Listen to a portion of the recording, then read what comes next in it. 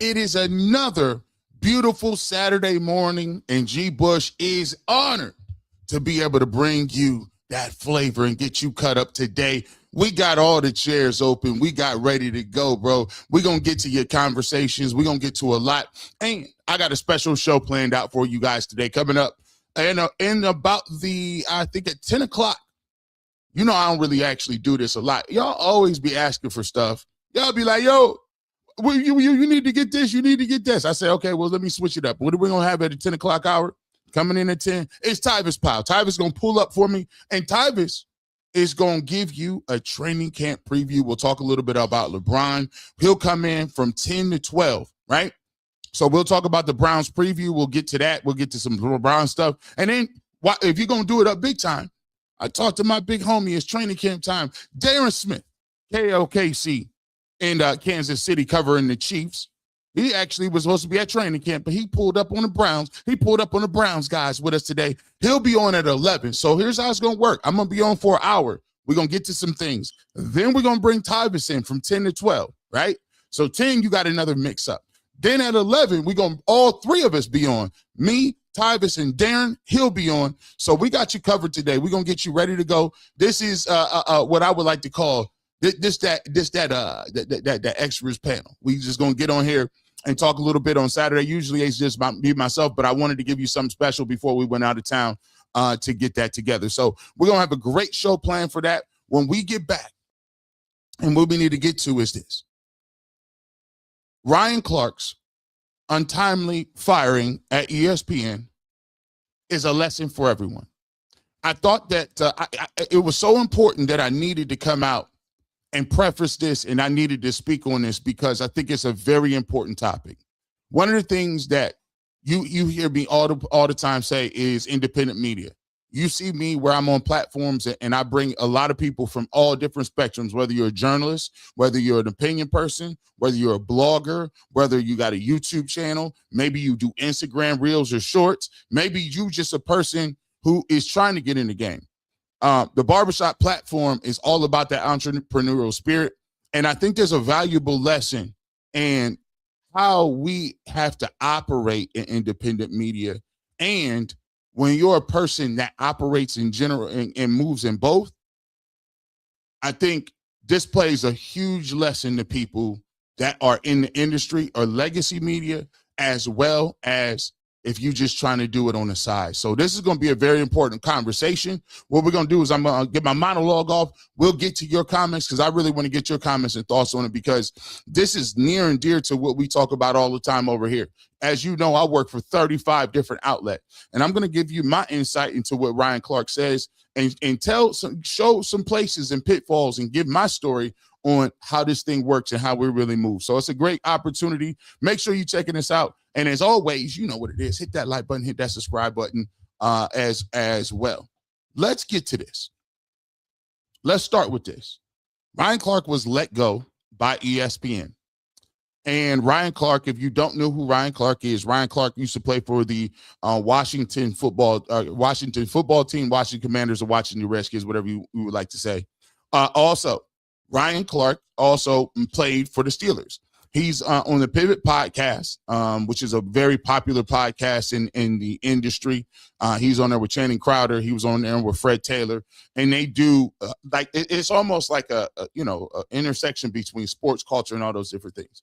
But Ryan Clark's daytime was on Get Up, which is a show on ESPN. He was also an analyst for ESPN, really good analyst. I think he's an Emmy Award winner. He's one of the guys that is all over the place in football and when football season happens, and he's just a tremendous analyst. He was let go or fired mid-shift, like fired mid-shift. He was on the air when he got fired, and it caused a storm, right? And it's the first time that he's been back to tell the story. I want to acclimate you guys to that story and then get into what we want to talk about today. Let's see. No, I'm upset with myself from this perspective. There were signs, but I truly thought for the first time in my life, I worked so hard at something. I was so good at something. Everybody acknowledged that I was, that they couldn't fire me, that they wouldn't fire me, that a company get up. So to me, the signs were always there. And I called, man. Yeah. I called executives, I called decision makers, I called bosses. Is my schedule changing? What's it look like? And it was never a definitive answer. But I think it was never a definitive answer because this was always the plan. Yeah. What's it based off of? Well, to address the head down thing, what makes me a little bit sad about myself is I did adjust who I was to try to keep my job. I did have meetings with people and say, okay, what makes me sad is even in trying to adjust to be at least more of what certain people wanted, they still fired me. And so people to figure out what you can do. Did anybody give you a heads up? yeah, I gotten some heads up. I mean, summer ago, Stephen A sat with me, took me to lunch in Los Angeles. And he told me, he said, you know, there's a particular executive that doesn't like you. Now, let me be honest. I had been hearing this for years, right? It had gotten to me so many times. And so having that dinner or that lunch with Stephen A was just confirmation of it. He's like, you need to go set a meeting. But so many times when I heard from it. You talking about 4 Central on Monday. What happened on Monday? Cause you got, bro, you got 5-minute shifts. Get fired halfway through that job. Hey. Listen, man. So first and foremost, get right off into this. Foremost, what we got to get to is the fact that this right here should be a lesson to all of us. It's one of the reasons why I always say independent media needs to be a forefront and on the focal forefront of everything that you do, whether you are a person that's in the game or outside of the game, because this is a typical thing that we see. The thing that hurt a little bit as well is because I understand what he goes through. I understand. See, when you are only one of few in the industry, right, that's on the other side, you have to realize that you are the representation of an entire culture or an entire people, and you represent the feelings of people who feel that they don't have a voice. You are the representation of this is the person who made it, but you are also the representation, and you also are dealing with people who are well aware that you are the only one. They are well aware that you can be singled out, and they are well aware that the things that you speak about and talk about are situations in which that can and will be used against you, and if somebody does not like it. And one of the things that Ryan Clark did, and he said right there, which was, it hit so different for me. He said, I even tried to play nice. I really tried to reach out to people. I even changed some of the stuff that I talked about because I understood that I was going to try, and they still fired you. This is a case in point where ownership is not a question or a suggestion. It is a necessity. Here's the way I come about it. Here's the way I come out about it. Anything that I do on the outside, because I have the advantage of I've came from the position, and the best thing they could have ever did to me was not give me an opportunity early on.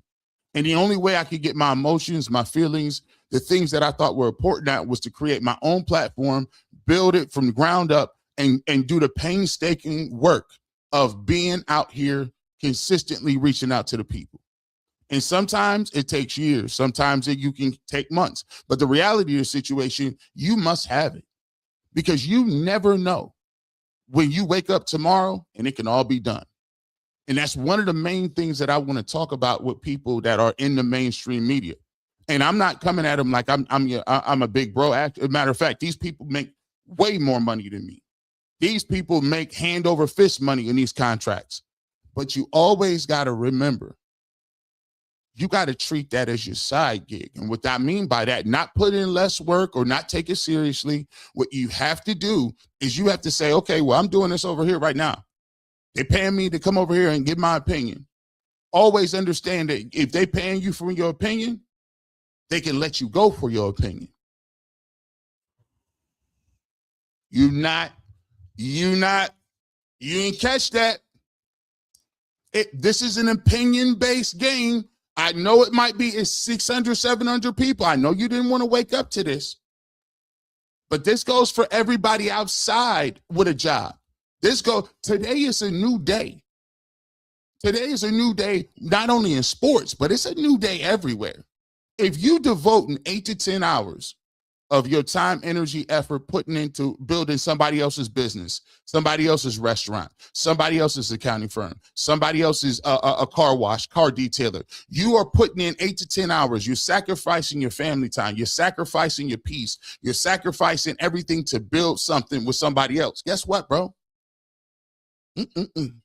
Guess what? You better be putting in 3 to 4 hours outside of that building something that you got. I don't care if it's a hobby that you think you can make you some side money with. I don't care if it's hair. I don't care if you're doing nails. I don't care if you detailing cars. I don't care if you're coming up with a clothing line. I don't care if you come up with a consulting business. You better get it. It's imperative. And I think a lot of people in the industry that have played football don't understand. You get accustomed to it. You get used to it. You get used to the income. You get used to, hey, all I got to do is wake up and come do what I'm great at. And he said, listen, I thought it was something I knew I was great at. I knew it. I knew it. Devin and Dude, this is why I keep telling folks, quit asking G. Bush to crash out on UCSS. This is not the platform. Let him give his opinion and do his job. This is so important to me because everything, see, when I come out on here and tell you, the Lord will give me certain things. And as long as I listen to the Lord and he tell me in a situation, he said, you know what? I want you to say it. And he done already said it. But if I want you to say it, and as long as you in what I'm telling you to do, you protect it. You'll do what you do. We'll take care of it. Don't even worry about it. But what I'm saying to you is, when you on other platforms, when you doing this, you don't own that platform. You ain't, even if you don't do it on that platform, you still are beholden to the expectation levels. It's people that you'll never meet at this level. There's people above you you don't even know. And all it takes is, I don't know, I don't like why he looked that way. I don't even know why he looked over there that way. See, the difference and the reason why with me, I take it so much seriously is because I understand. I've already made peace with it. I don't know how long I'm going to work for anybody. I've made peace with the fact that if I'm going to be able to tell my unapologetic truth, at least I'll sleep well at night. I felt bad for Ryan Clark because in hindsight, he feels like, because he's a dude of integrity, he feels like he played himself a little bit. Let's continue on. Let's play this other clip. I want to get y'all's comments. I'm going to get y'all comments. Let me see.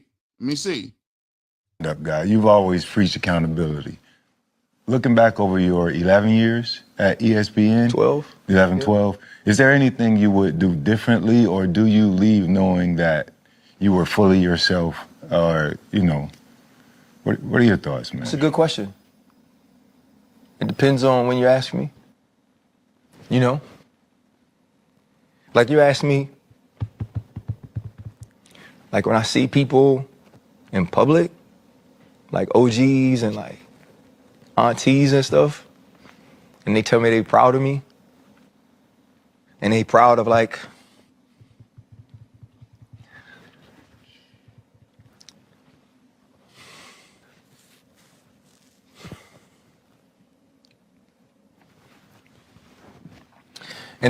the way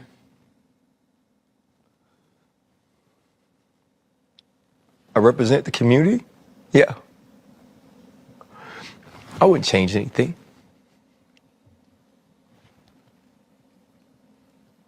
Because that means the world to me. You know, or like, when I go home, and this kid, you know, from the West Bank is like so accepted in New Orleans now. Like, I wouldn't change that.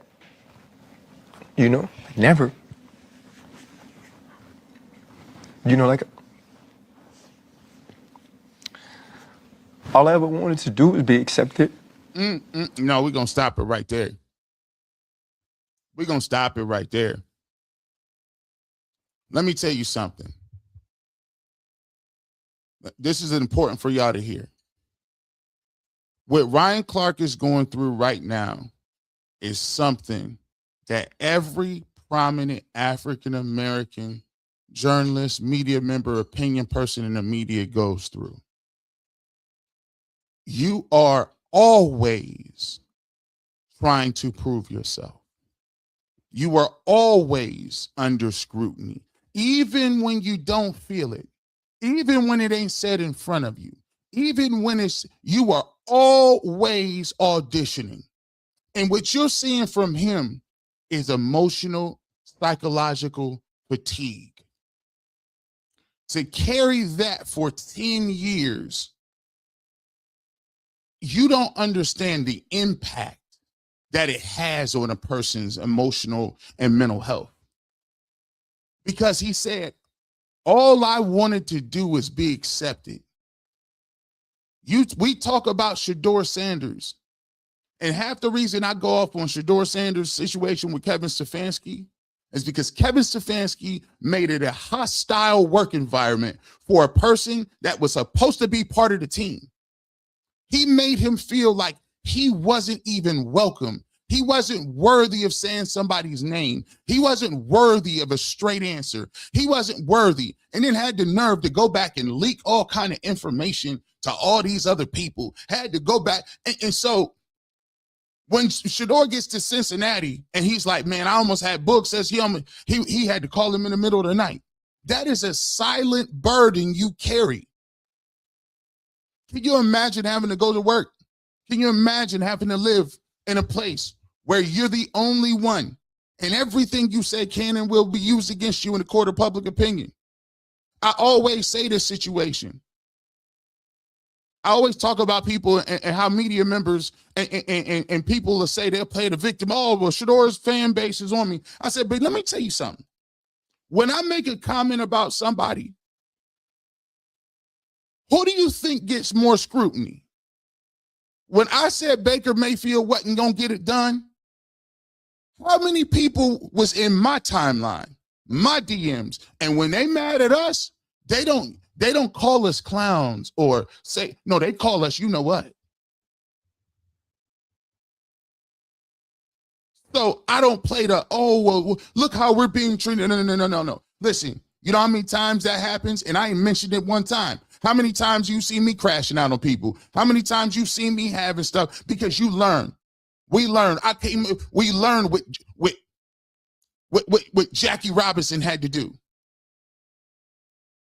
Jackie Robinson was called every name in the book, death threats. And he had to go play with them folks and act like everything was fine. What you're seeing right here is full. That stuff wears on your soul.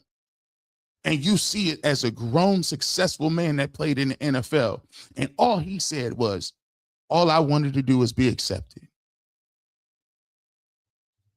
You know, and want it. So yeah, like that, I wouldn't change. You know? If you ask me, probably the first Monday of football, when all my friends get to do something we did super special together, yeah, I'd probably change it, you know? I'd probably work harder to be who they wanted me to be or. No. Let me tell you something, Ryan. No. Mm-mm. Mm-mm-mm-mm-mm. No. Bring it back. Y'all got to hear this. Probably work harder to like be who they wanted me to be, or like build relationships with like bosses or executives, you know, because like it's just a relationship game. No, they lied to you. Ain't no relationship game. No. See, what you conflating is what the NFL does with the media. In the NFL, if you're good enough, as long as you're good enough, they'll put up with a lot of stuff because your talent overrides everything and it's a business. But when you're dealing in the media, you're not dealing with concrete better or not. See, you know that you're better than people. But the crazy part about it is when you wake up and you get in the industry, you slowly realize that these people that you thought were great aren't. You realize they don't do no research. You realize that they don't have solid points. You realize that they don't even really put no work in. So when you come along and you, Ryan Clark, you got a Pivot podcast, you have a voice in the community, you are a sharp individual, you're a family man, you ain't out there shooting, selling no drugs, womanizing, you ain't doing none of that, and you bringing it the way you bringing it unapologetic, my brother, they ain't never going to accept that. That ain't never going to work. That ain't never going to work. What relationship? This is the fallacy. What relationship? There ain't nothing, there ain't no golf outings, there ain't no tournaments, there ain't no mixer events that you can go that what you are is not going to be a threat. I'm just giving it to you. They didn't accept Bill Russell. Why do you think they would accept you? Bill Russell, all he wanted was equal treatment. All he wanted to say, hey, listen, man, I'm Bill Russell. I'm the first player coach in the history of basketball in Boston. They treated Bill Russell like trash in Boston. It don't matter. And I know for Ryan Clark at this point, he's at a point where the vulnerability is there. He's hurt. He's hurt. Because what he's saying is, I thought there were some people we was better than that. I thought my value was this. I thought we had something, an eye connection off the set. And the realization that he's hitting right now is all them people that smiled in your face, all them people who said you was great, all them people, they still are they still playing you right now. No. Here's the thing. You be who you are. But every single dollar, every single resource that you get, you take it and you go build something else. For every dollar that you put anywhere else, you're supposed to be taking them dollars and going right to the Pivot. Booking the best guests, getting the best cameras, getting the best support staff, getting you the best PR and editors around the clock. You take the energy that you gave to them folks for 10 years and you take that energy and you go make the Pivot the greatest show you can make it. In the same competitive nature that you had when it came to being the best football player you can do, you take that to them when it comes to business. They didn't value you. Well, put them out of business then. They didn't value you. You make sure every time you turn that microphone on, you impactful. No. Somebody needs to talk to Ryan Clark right now. I need to see this because I live this every single day. And the only difference between me and Ryan Clark was the good Lord blessed me with no's. Sometimes no is the best blessing you can get. I prayed on my knees for years to get shows. I sat in my car and cried after I got a divorce and had lost everything. And had to move to the hood with nothing but the bag. I lost my house. I lost my car. I still had to pay for stuff that wasn't even mine. And half the reason it was is because I was following and chasing a dream. And I said, Lord, I didn't do nothing wrong. I didn't do nothing wrong. I didn't went to school. I didn't did everything I could. I worked hard, and I was just at a point where I just couldn't do it no more. I couldn't do it no more. And you break. You break because you want something so bad, and you know God gave you some talent for it. And you know what he did? Every door that was seemingly open, he closed them. No, you're not going to work with ESPN Cleveland. I wanted a full-time job on 92? No. I wanted a full-time job doing anything? No. I pitched podcasts. Can I get a podcast? No. Every turn was no. But that was God. God said, no, I got something. Hey, son, I got something for you. I got something different for you. Yeah, I got a little something different in mind for you. I got a little something that you'll have peace of mind at. I got a little something that's a little better than that job. Don't worry about how you're going to do it. Just do it. I asked for a job. They told me I wasn't even consideration for it. And instead of me just continue to go back to work, you know what I said? I said, listen, no disrespect to anybody. I'm going to put my resignation in. This is after a person who had a top 5 show in the city, according to Cleveland Scene magazine. I poured everything I had into that show, The Barbershop. And one of the most difficult things in the world was on my last show, I couldn't even tell people where I was going.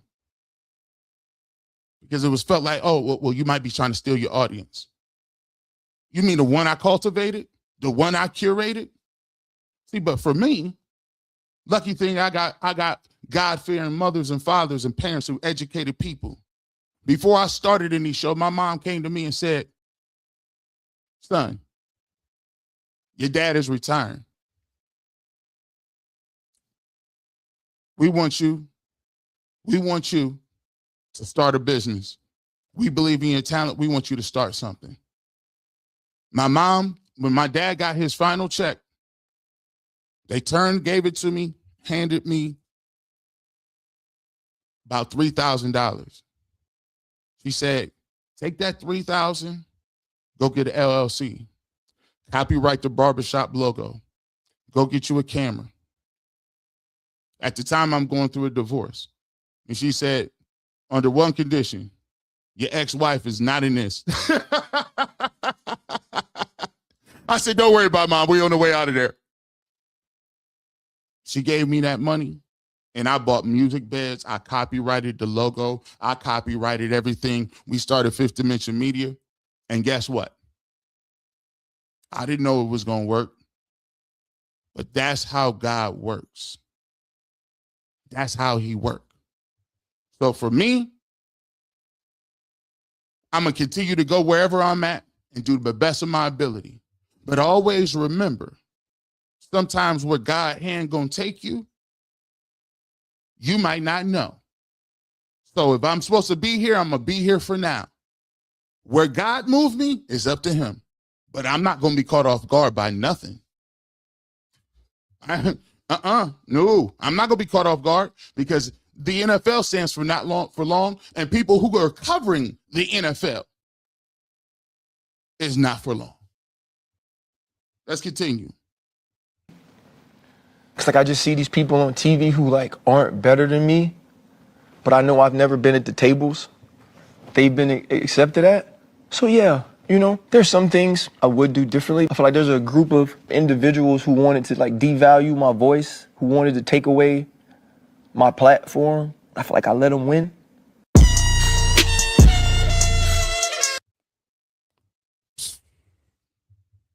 Salute to the pivot. Salute to the pivot. I want to do,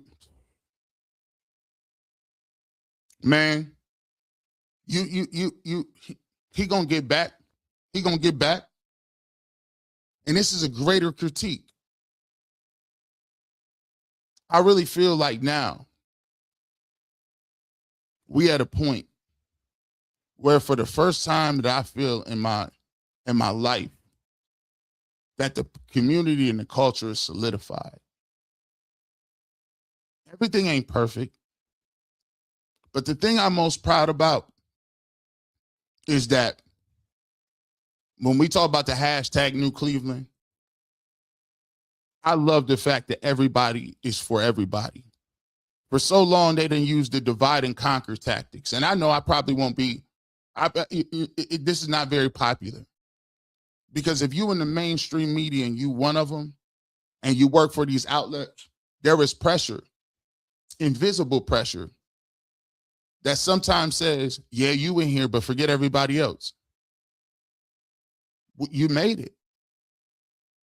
What else you want? You made it. You're here. Your dream was to work on TV, work on radio, do fashion, do clothing, win awards. You got all of that. The only thing you got to do is just close the door behind you. What do you mean close the door behind me? Oh no, look, no, just it's a draft coming in. Close that door. And you said, but what do you mean? There's a line of people outside. Why would I close the door in the line? No. Hey, let me tell you something, Gary. I know you're new in this industry, but everybody isn't built for this. Everybody isn't, everybody's not built to handle the routine and just what you have to be when you're in this, when you're in the spotlight. So, I know you want to help a lot of people. I know you want to help some people, but that's not going. Sometimes that might not be advantageous to you. So just go ahead and shut the door. You here? Just worry about your own family. Just worry about, here or there. Maybe I'm just talking to myself. Anybody know what I'm talking about? Huh? But I'm going to tell you this. In this community, we have never truly stood together. And let me tell you something also. Half of the reason we've never truly really stood together is because we've had people that take advantage of that. There are people who are grifters who take advantage of that stuff.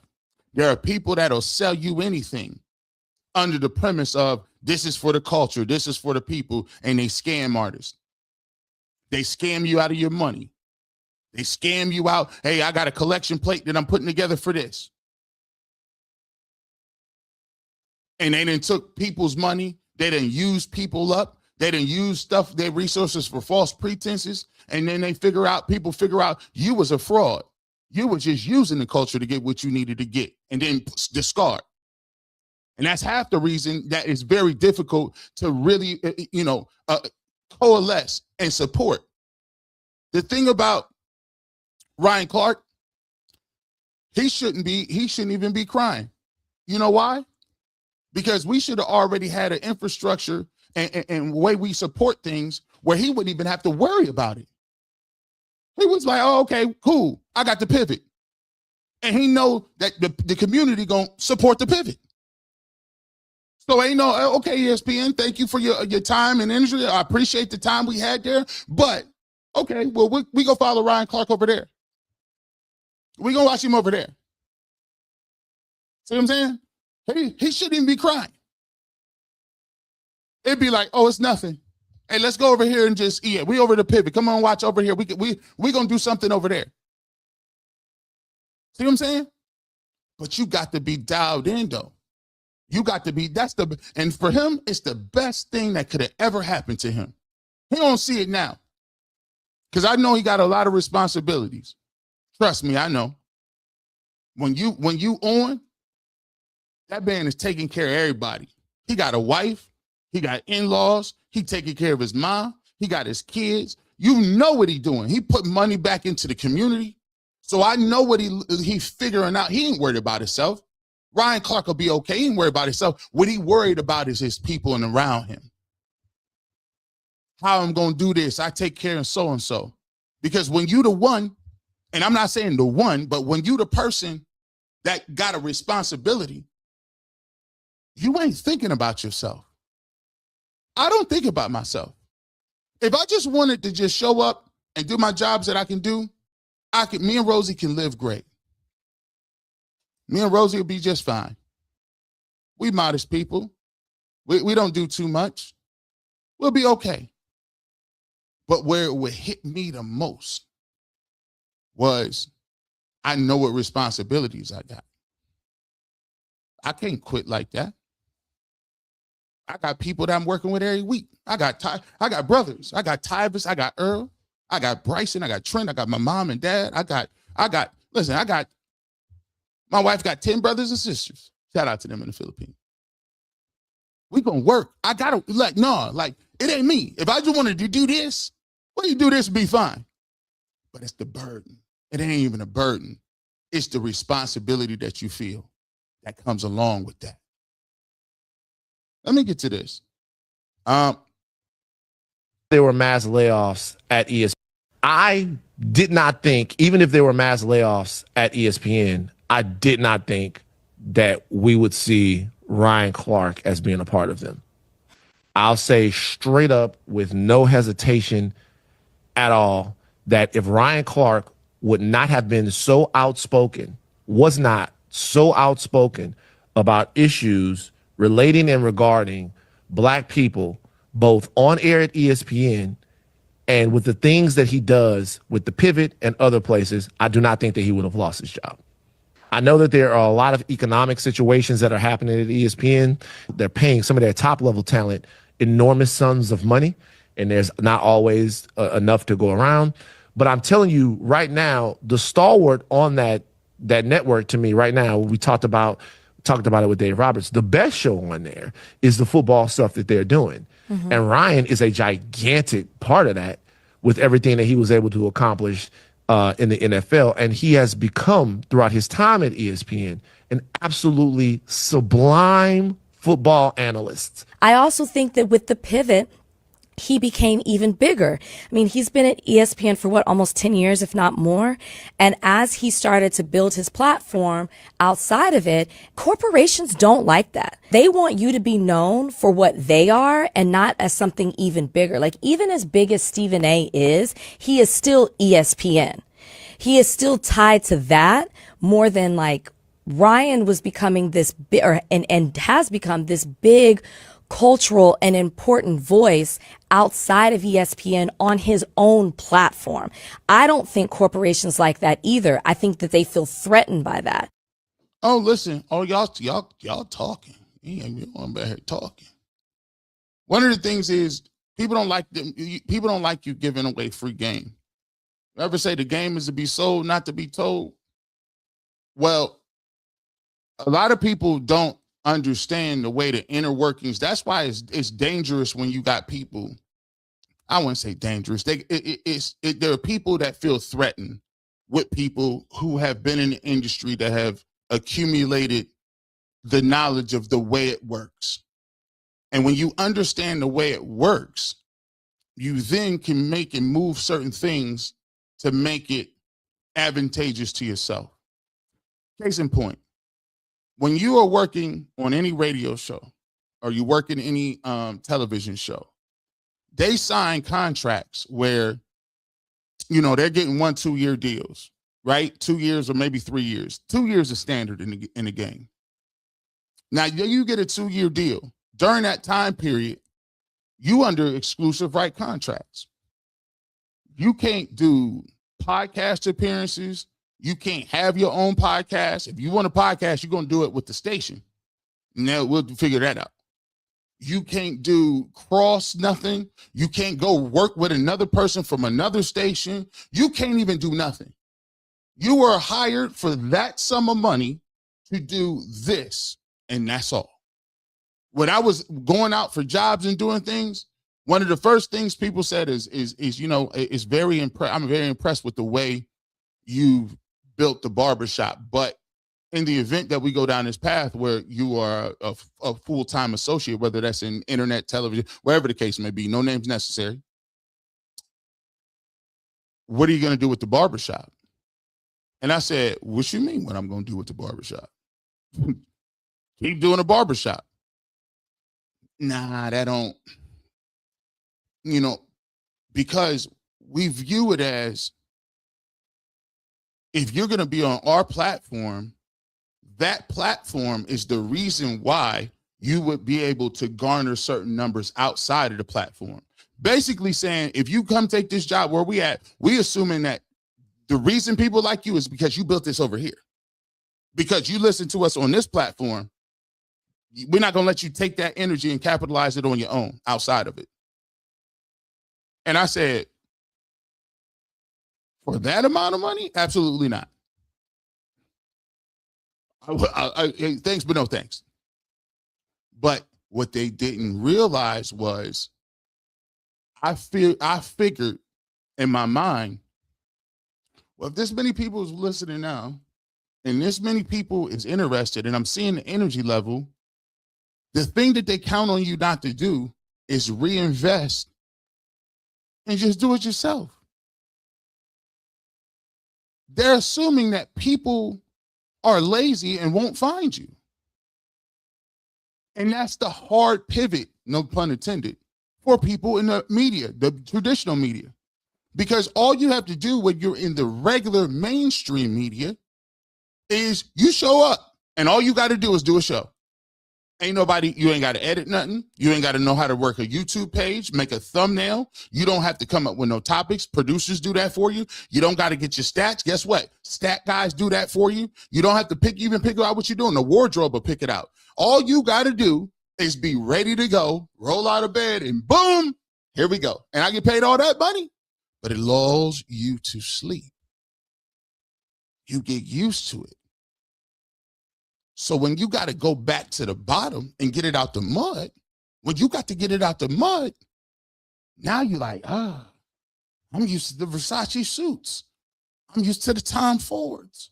I'm used to, the big audiences. You meaning to tell me it's only 400 people watching me when I was in 3 million households? I got one more. And we're going to get to this, and I want to get your thoughts on it. Coming up, if you just pulled up, 1,300 people in here, hit the like button. Jewels is accepted. Coming up at 10 o'clock, we got Tyvis Powell pulling up on us. We'll talk about our Browns preview. And later on the show at 11 o'clock, we got Darren Smith. So we're going to get to some football. We'll get to your super chats after this as well. Let's get to this last little clip, and then we'll go super chats and get your opinion on what's going on. What happened on Monday? Because you got 5-minute shifts. Gets fired halfway through that job. Hey, Jared, crazy, right? Hey, where'd the other box go? Yeah, so let me put this to bed. I wasn't laid off. I was fired. They're using layoffs as a cover and a camouflage for what they already intended on doing. But there was no cause for it. So because there was no cause for it, you couldn't just fire me. So you had to wait to the layoff so you could camouflage it and veil it, right? But here's the other thing. If I was laid off, like everybody else, they came out on Tuesday. Mine came out on Friday. I get the call. I get a text from our showrunner that tells me to call my boss. I call my boss in the break, tells me they're letting me go. He said this is a very awkward call. This is a hard call. I could hear how hard it was for him. And if anybody was going to call me that was anywhere on the executive level, whether low or high, he's the person I wanted to, the way he's fought for me and rode for me. And he said, our friends, jokingly, at Outkick had the story, and we're going to leak it. Let me tell you why I know I was fired. Because during the season, after some of the Kyron Lacy news broke, there were people on our network along with me that said something about it. Both of those people apologized, as did I. I didn't want to. And I was told I couldn't come to work if I didn't. And at that point, I said, well, I can't come to work tomorrow because I don't believe I did anything wrong. Some conversations happened, and we got to that point. And Outkick wrote an article about all the people that apologized. 2 very prominent faces at ESPN. And they praised them for who they were and how they brought this thing back around. And they bashed me.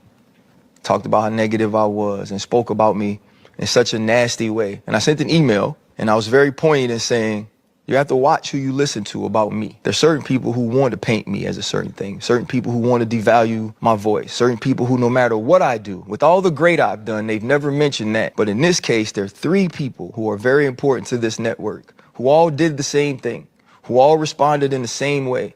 And only one of us was vilified, and only one of us was a black man. And so how poignant, how purposeful is it to make sure that that's the exact same publication that gets the story that I'm going to be fired? Because you know what they're going to do? They're going to praise ESPN. They're going to pump ESPN up for getting rid of the person who stands up for the community. And they're going to say that these are all the reasons why I didn't belong on TV in the first place. Make sure you go check out the Pivot Podcast. Make sure you go check out the Pivot Podcast.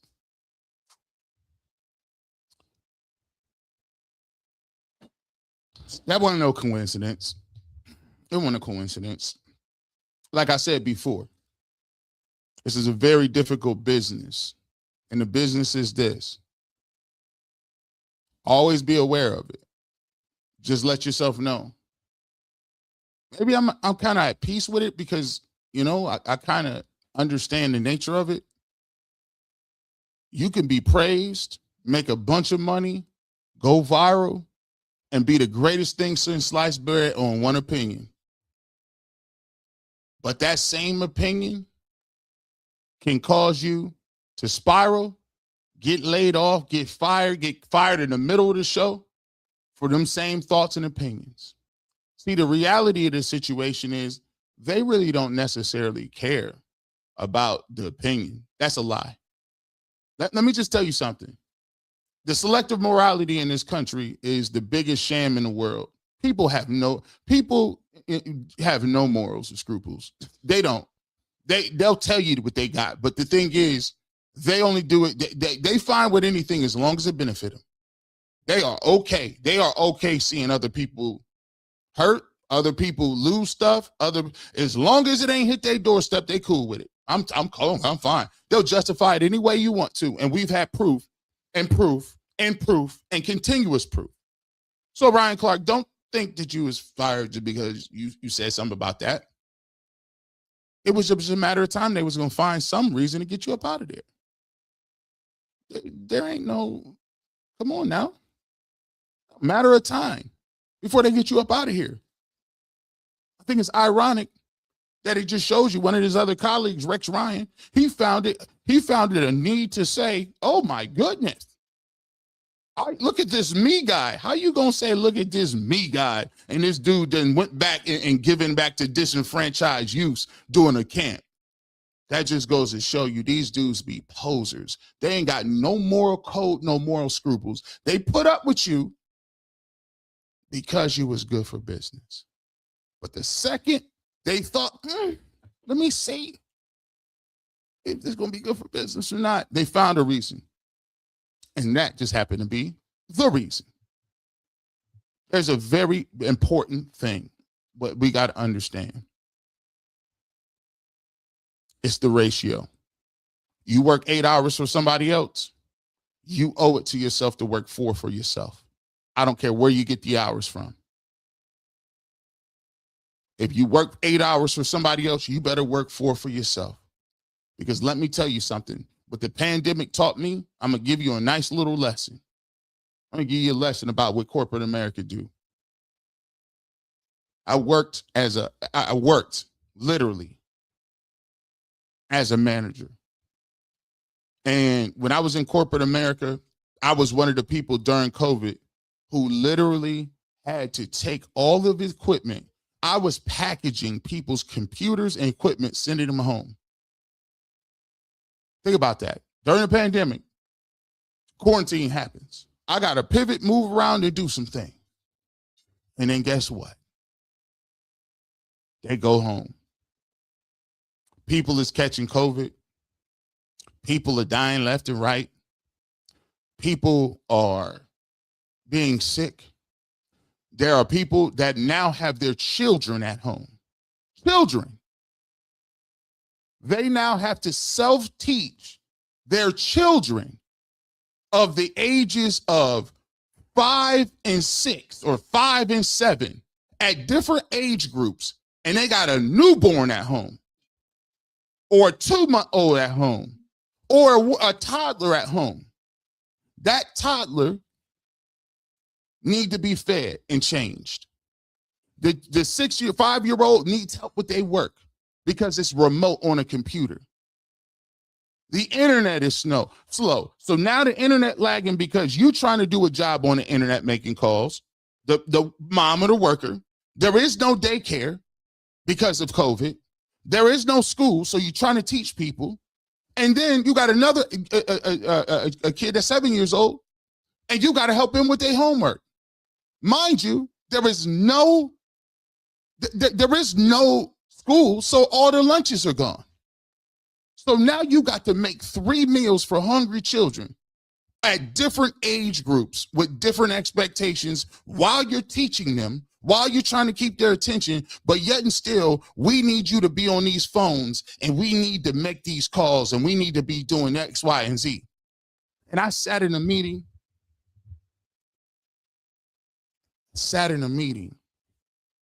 and I looked at these folks' face as they talked about, well, it looks like so-and-so is taking a lot of break time. Have you had a conversation with her? It's looking like so-and-so is taking her calls or volume is calling.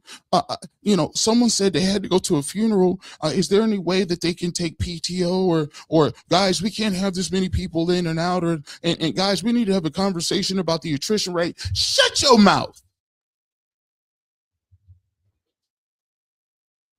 These people are the greediest individuals in the history of the world. They don't care about you or none of them. If you dropped and passed right now, they wouldn't give a you know what. You know what they do? Go find another ticket. And I sat there and I listened to these suits say this stupid stuff about people. The insensitive nature of the way they don't care about nobody but that bottom line and them tax breaks that they keep getting. You are a number to them folks. And the quicker you better realize that you are a number, you have no impact, and they will assume, forget what your name is, the better you actually can go about your life and don't have a problem with being like, screw this. It's the reason why we went through so much turmoil in this country during COVID. It's because we finally woke up and realized that they don't give a doggone you know what about you. Because when everything was going to hell in a handbasket, you know what they did? They looked at you as a number about production. How the heck you supposed to feed 3 kids, teach your own kids, make sure they stuff is done, and then make calls. Sorry, I get a little, I just get a little emotional. I got a couple of super chats. Oh, we got Tyvis in the building. Tyvis is here. Hold on, we get to your Tyvis. Let me read a couple of super chats. We ready to go. Don Adams, thank you for your candid reporting and honest commentary. Blessings. Thank you so much, Don. I appreciate you guys. And we appreciate all your support. This is what we, to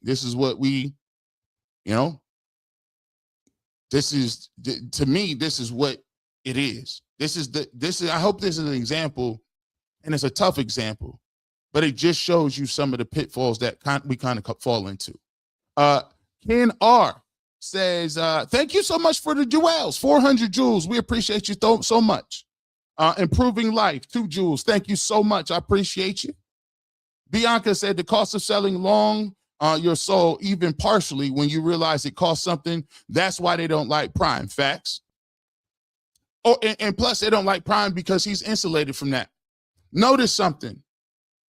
They always have a problem with the money, because they understand once you reach a certain level of money here, you have get off my lawn money, which means I go into work. I don't like what you're talking about. I'm gone. I ain't got no time for that. Prime guy, I don't got no time for that money. Sideline Smoke Unfiltered. I'm soaking everything up, G. I just did my first episode. I gave you Ty Earl and NTA Big Snacks and FBT a shout out because I love y'all's content. Y'all made me want to do this. Shout out to you, my man, Sideline Smoke Unfiltered. Keep grinding, keep going. Find your niche and keep putting it out there. That's my number one suggestion, everybody. Find your niche and put it out there. Continue to keep pushing. Potter's Pub Sports. That's why I started Potter's Pub Sports. That's why I published Shadow Force, Dawn of a Legacy, and the Block A series. It's why I quit drinking, can't rely on no others. Now I keep writing and broadcasting. Potter's Pub, appreciate you. Also, congratulations on you staying sober, bro. We'll be praying for you and your continued blessings and journey. Bianca said, tokens get spent. They never accept us. Yeah, you ain't, yeah, that ain't, you're not going to just move. Like, it's a cautionary tale for a lot of people. Eric, 23 ATL. It's we, not me. Thank you, G. Bush.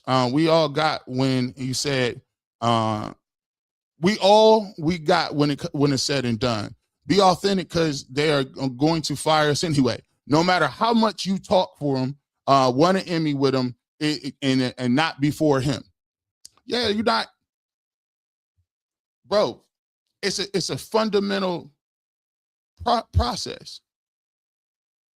If everybody just dialed in and remembered this, if everybody really dialed in and tapped in and said, so hold on, I got the talent because I know I got an Emmy. I got the know-how because I already know how to play sports. I got the relationships in the league with all the players and former GMs, so I can book those guys. What's the barrier for me to do what I was doing over here? All you need is just a recalibration of the way you think, because no executive should ever put the fear of God into you, because you are it. You are the draw. They're not doing the videos. They're not coming up with the analysis. People don't watch Suits. They watch you. So take what you learned there, acclimate it, and put it into your own thing. That's the scary part. Sideline Smoke Unfiltered. Never fix yourself for nobody. If they can't accept you for you, F them. Minor setback for a major comeback. Stay up, Ryan. Facts. Appreciate it. Bianca said, Dixie Mafia, Eagles, the good old boys. They always stay on code. People try to say, oh, the reason why Ryan, he told that one dude that he sounds like a non-athlete, he got mad about that. Why would you get mad about that? If I was talking to a doctor and I said, man, doctor, I don't understand. Like, man, you talking about these people out here and we talking about medication. I'm like, why you need the medication? You should get some natural herbs. And the doctor turned to me and said, G. Bush, you sounding like a non-PhD. Yeah, you're right. Yeah, you're right. You got me. I ain't got no doctorate degree. Why would I be offended by what's true? That's why I always tell people, if you get mad about that, show your work. Show your work. You ain't got to be a professional athlete to know what you're talking about. Just get in the bag. He should have been arguing correctly. Sapper Daddy, sometimes God's no is the protection he sees what you don't. He's in the room. You're not. I got laid off last week and praised him because I knew he saved me from the destruction in some way. Sapper Daddy, man, I appreciate you. I appreciate you right there, because that's vulnerability.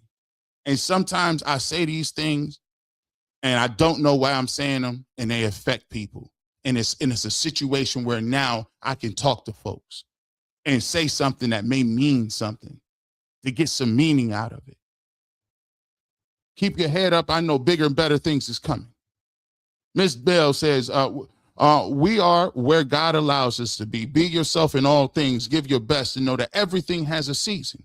We are replaceable and nothing is forever. You got the job, you'll get enough. Miss Bell, that's what I'm talking about. That's that wisdom right there. That's that wisdom we need from our elders in this community. Man, the grandmothers, man, look, why you think we be losing our mind? Why you think the most powerful thing is when you lose your grandmother? They just got a certain way of the strength, the stories, and if you think we got it bad, what they doing? Lawrence RB said, that's one of the reasons I like Final Cut. You're establishing another revenue stream outlet for us. Earl Tyvis vibe is that way and is way different. Well, let me go ahead and get to this, man. With no further ado, we got one third of the Final Cut crew. Tyvis Powell is in the building, ladies and gentlemen. Tyvis Powell, cut off sleeveless Tyvis Powell, right? I got to get on the Peloton after this. So you know what I'm saying. I'm trying to drop me a good 15 before the Big Ten of the season start, and I'm back on camera. You know, they say that the camera add 10. So technically, if I lose 15, that means I'm gonna lose 5 on camera. You know what I'm saying? So just trying to slim down, you know. So I got to get it in after this. You know what I'm saying? But why go on? You blessed? I'm super blessed, man. I'm super blessed. We were sitting there talking about the Ryan Clark situation. Oh yeah, and, I would that ruffled my feathers. You know why? You know why I ruffled my feathers? It wasn't just his situation. It was the fact that they got rid of him, Cam Newton, Barsky. I'm trying to figure out why they getting rid of all the black former players. That's the part that got me like. So all right. So a lot of fans tune in because a lot of the times they want to hear it from a player's perspective. They want to hear it from a former player. A lot of people tune in because they want to hear it from a former black player's perspective. Mm-hmm. And it seemed like they just kind of got rid of all that talent. And I was sitting here, I'm thinking about like, so who we gonna listen to? Dan Orlowski, no disrespect to Dan. Dan does an amazing job breaking down quarterback play. No disrespect to him at all. But like, who else do we have? Pat McAfee, special teams guy, which also he does a great job with his content, by the way, as well. But that's a former punter. Where is, DB, something, defensive guys, black quarterback? Is that maybe I'm not thinking about it. Is Dominic Foxworth still there? Like I'm I trying ain't seen him in a minute. That's what I'm saying. Like, why they getting rid of all the black former players? That part bothered me. I don't get it. Well, let me tell you this. This is the crazy thing about it.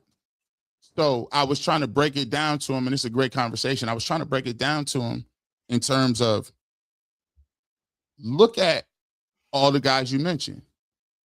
Cam Newton got the Funky Fresh Fridays where he's interviewing everybody. And 4th and 1. He got the 4th and 1, right? You know what I'm saying? Doing his thing. Okay. Now think about I know a couple people down in DC doing their thing, Right. So then you got the pivot and Ryan Clark. Yeah. Ryan Clark been doing big platform, social things that they talking about. I can even go a little bit further. Look at Gilbert Arenas. Gilbert Arenas got Gil's Arenas. He was with Underdog. They looked like they was cooking. See, here's the thing that they get y'all with. I believe, Tyvis, that they're a little bit threatened because if you think about it, if you get people like players like yourself, y'all got the cheat code. The cheat code is you already got the relationships. You don't need ESPN to set up a meeting for you to talk to other players. You go right to them. Yeah. You could, like you talk about, I could hit Sherm up right now. You see what I'm saying? Oh, absolutely. So if you figure out that, okay, well, I got the relationships, well, I got some expendable money. If I put it back into my product, maybe I get a studio set up and I hire some people that can edit, that can do these things. And we already got the expertise in the production that I'm getting from ESPN. So now, like you specifically, Tyvis, you do, you're at the Fan, you do Big Ten Network, you done worked at Ohio State, you done worked on UCSS, you on Browns post game. So you know all of them formats. So you know how the sausage is being made. Pause. But you know that. Plus, I'm picking up what you're putting down. I wish you would have said something differently, but okay. Go ahead. So then now, right? So now you done got the expertise on their watch. You done got the expendable income because they paying you some money. So they basically paying you to take their market share. That's fair. That's fair. I mean, technically, yeah. And that's the thing. And that was also a thing when after they got fired, the first thing I thought about was, well, they still got they podcasts and stuff they got going has been extremely successful. So it's not like they're gonna be out here. And that's the one thing about me is that if somebody loses a job, I hate it when it's like they don't have a backup plan. Like, I hate to see people lose it and then like that's it. They ain't got nothing to fall back on. Like, at least with these guys, you know, they did a great job of, and it's actually something that they teach you while you plan. They like, make sure you build in these relationships. Make sure that whatever it is that you want to get into, you should look into like doing that while you still got the jersey on, because people tend to listen to you and want to have meetings with you and want to talk to you while you got the jersey on. So you need to network. And, you know, obviously as a player, that's not something I got bigger fish for. I'm trying to be the best in the league. I ain't really trying to do that. But they definitely urge you to do those things. And it was funny because as I got to the end of my career in San Francisco, like as I seen things starting to pan out and I was on practice squad and going up and down and all those things, you know, the writing's kind of on the wall for you at that point. And I started to, you know, start meeting the reporters in the locker room, start talking to them, picking their brains on certain things, starting to build relationships with certain people, asking for advice. Hey, you know, like, what did you do to get involved? Or how did you get to where you at? You know, ask those questions. So like when I was done, I kind of had a general idea of the things that I needed to do and I was able to put it in play. So I say all that to say, I was glad that Ryan Clark and Cam Newton and those guys, you know, although they were on ESPN, they were shuffling their people back, the attention back to their own personal podcasts and things that they got going on, and it's been successful for them. So, you know, hopefully it blows up. I tell you what, they're gonna make a lot of money off their first episode that they put out post firing for sure. Boy, all he got to do, go ahead and put you them first few guests you get. You know what I'm saying? Think about it. Shannon Sharp fumbled the bag, but he was doing, he fumbled the bag, but think about how much of a bag he got after think about him not even really worried about that bag. How much is you getting if you wasn't even tripping on that? He said when he did that interview with Cat Williams, he said, whatever you think the money is that I got for it, triple it. I said, ooh. Bro, Cat Williams, he tripping. Man, you know, Tyvis, we'll throw a bow in this. Like, I told him my mentality on this, and I'm just out here giving game. Because, you know, sometimes I think we don't think of it like this, but I look at people as, you know, that's successful in the league as OGs. Like, I like, these dudes are successful at that. But some people is new to the media game, independent media game. They new to this.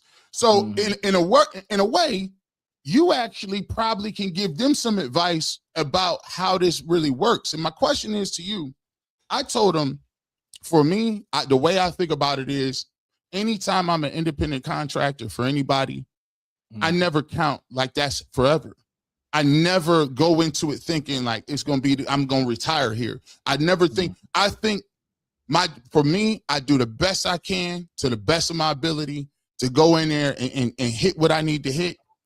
But it's a lot of things outside of that can go into whether the show work, whether the show don't work, or whether or not I'll be here in the future. How do you approach it? Because you work for so many outlets.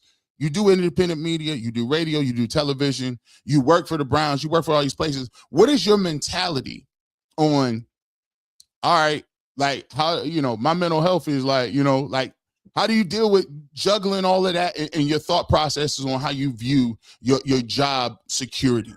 Well, first of all, I don't look at it as a job, okay? And when you talk about job security, that's one thing that doesn't exist. If the NFL taught me one thing, there's no such thing as job security, right? And if you talk to any of my bosses, they know how I feel about that.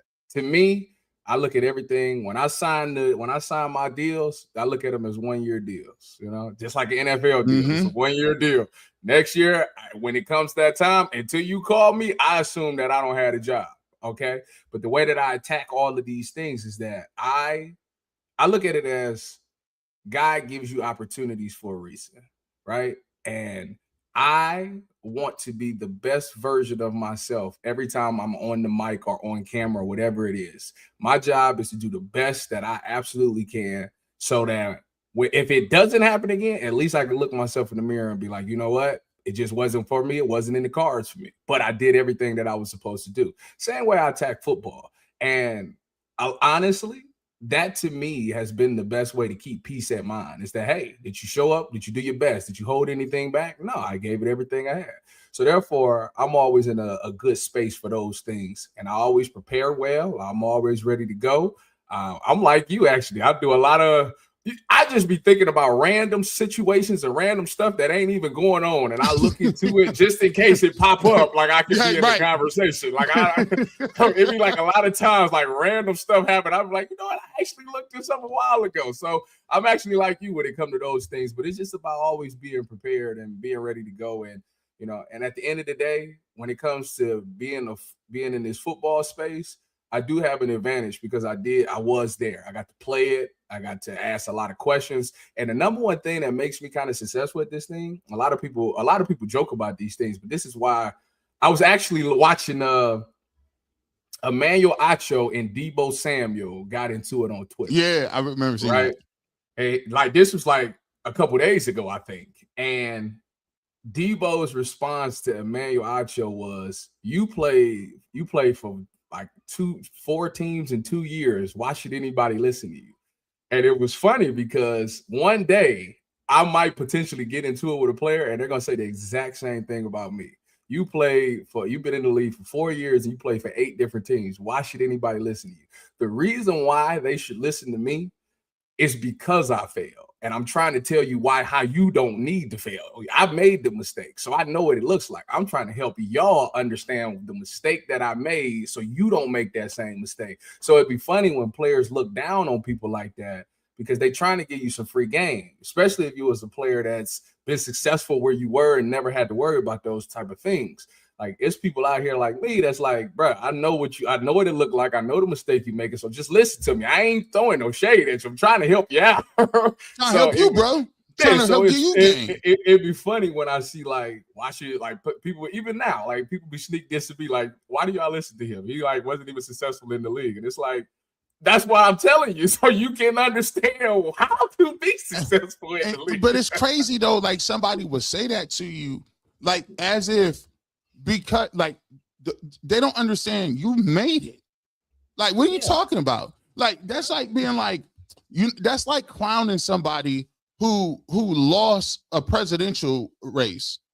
And you're like, dude, this person beat out their whole entire party, got on the ballot, and people actually voted for them and they came in second place. Yeah, I don't, bro. Like what are you talking about? That's crazy work. Like, but I just think sometimes people do that to discredit. And I love the fact that you already thinking about what somebody gonna say before they say it. That's 100% coming. One of these days, I'm gonna say something, and somebody is gonna get back to some player. He gonna not like it.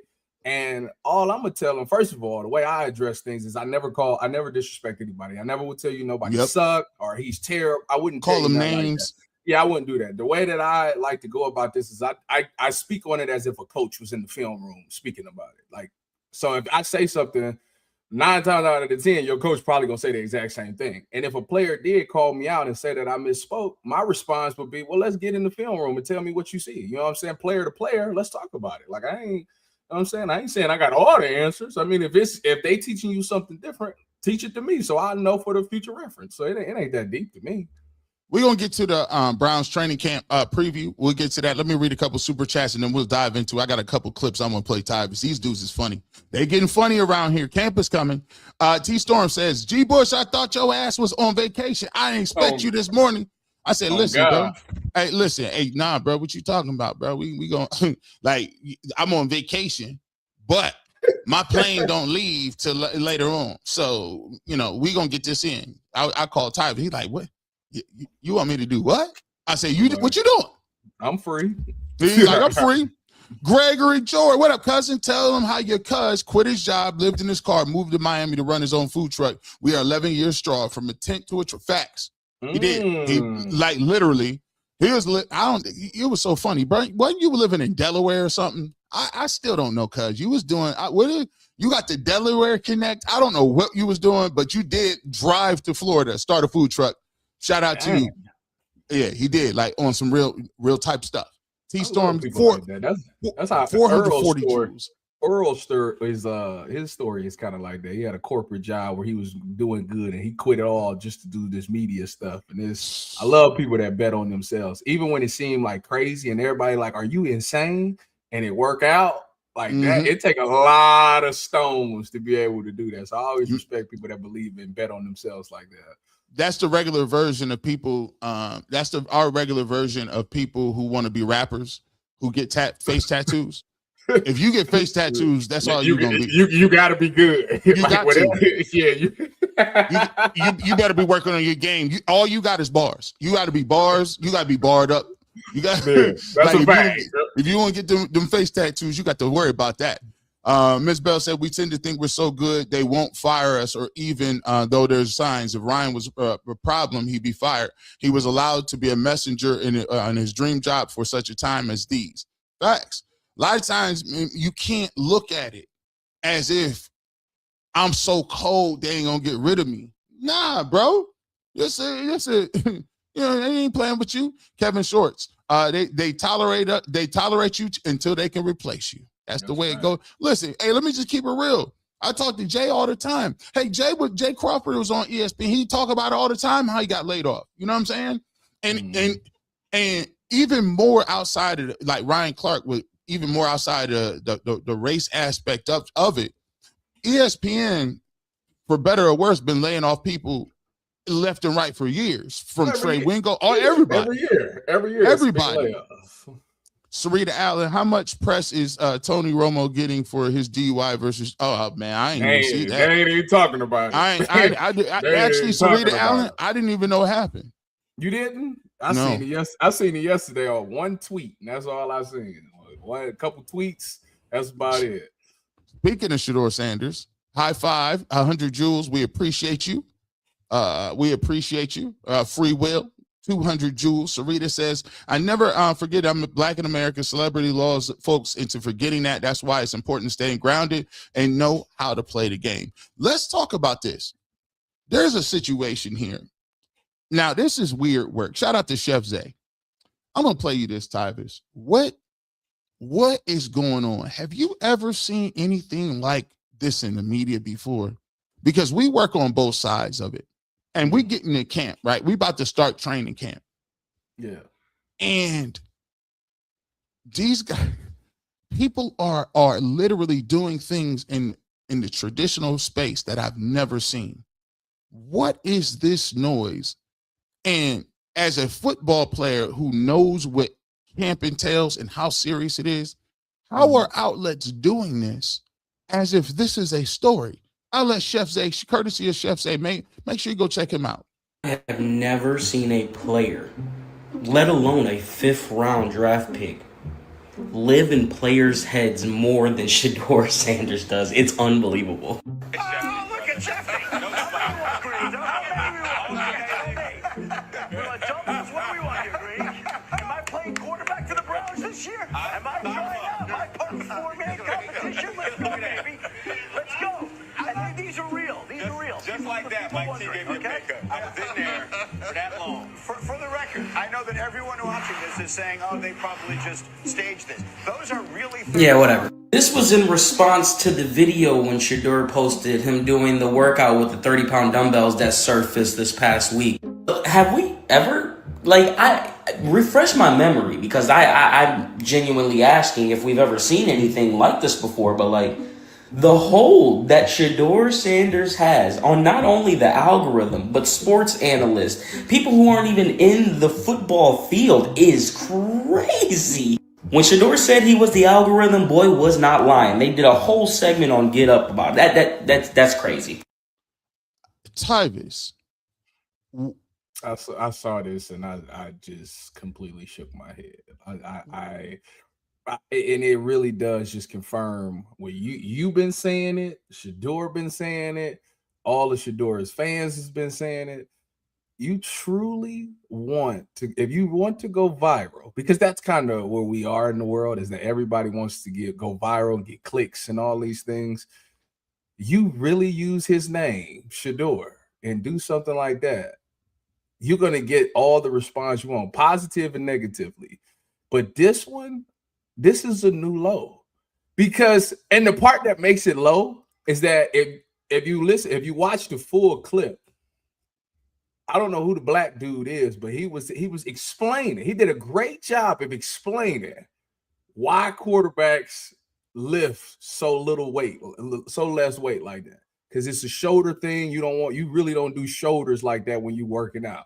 So it made sense. And then to go clown them and do that, like, oh, this is nothing. Yeah, no quarterback is lifting like that. Is you crazy? I throw. I'm not about to lift my shoulder like that. So to me, I saw this and it just completely confirmed it. Like, y'all really is using this man for clicks. And that's sad. Like, that's really sad. Like, to me, and this is the part of the stuff that triggers me.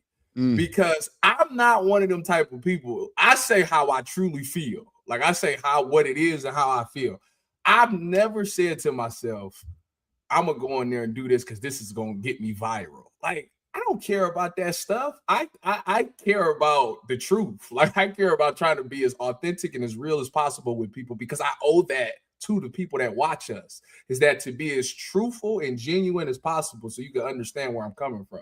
But the fact that these people be mocking this dude and be using this man for clicks, it's unacceptable. And it's sad that this is the world that we live in now. I can't stand it. I really can't. And I sound like an old head. I can't stand it. You know why it rubs you? It rubs you wrong because all right, here we go. It's corny. That's why I rub you wrong, because it's corny. It's cornball mentality. It's corny. It's like, I'll be like, y'all, this guy can't have friends. He cannot have, like, the thing that I think triggers you is because this. I'm gonna just tell you what the business model is. They bring y'all, they use ex-players to prop up people that nobody would listen to. Yeah. Think about it.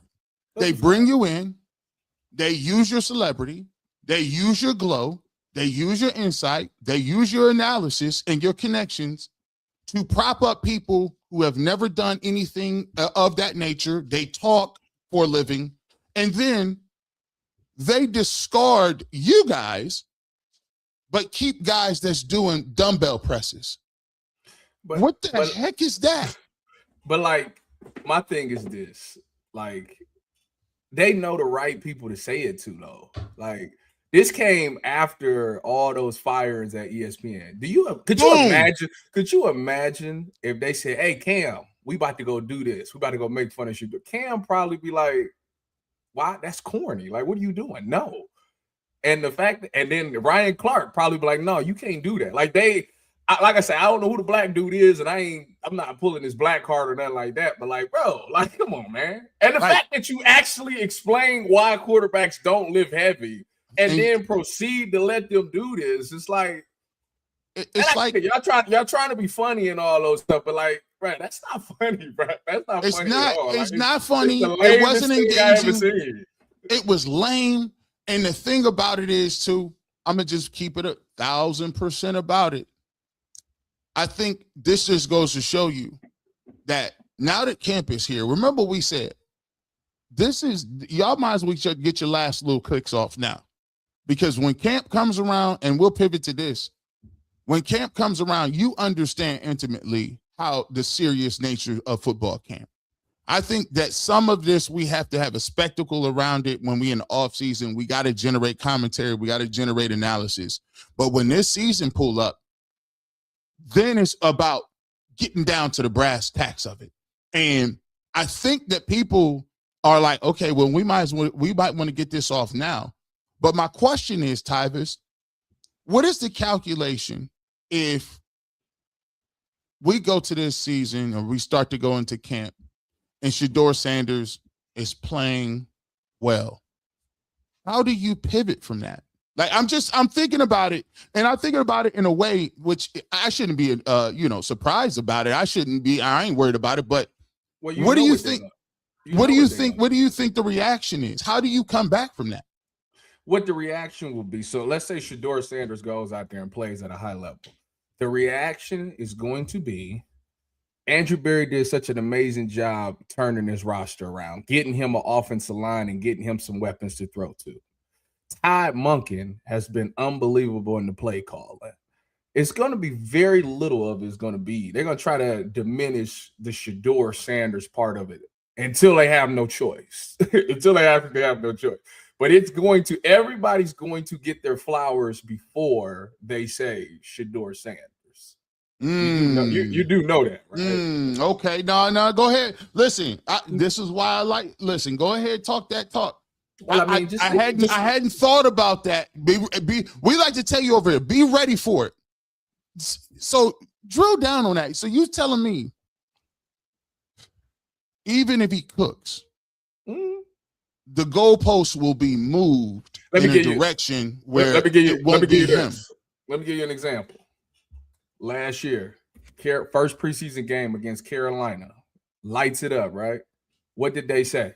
Kevin Stefanski called an amazing game for Shedeur. Was that not what they said? Was they not? Am I misremembering? Tyvis, you right. Oh my goodness. That was one of them times where why didn't I think about that? I'm just telling you, just be ready for it though.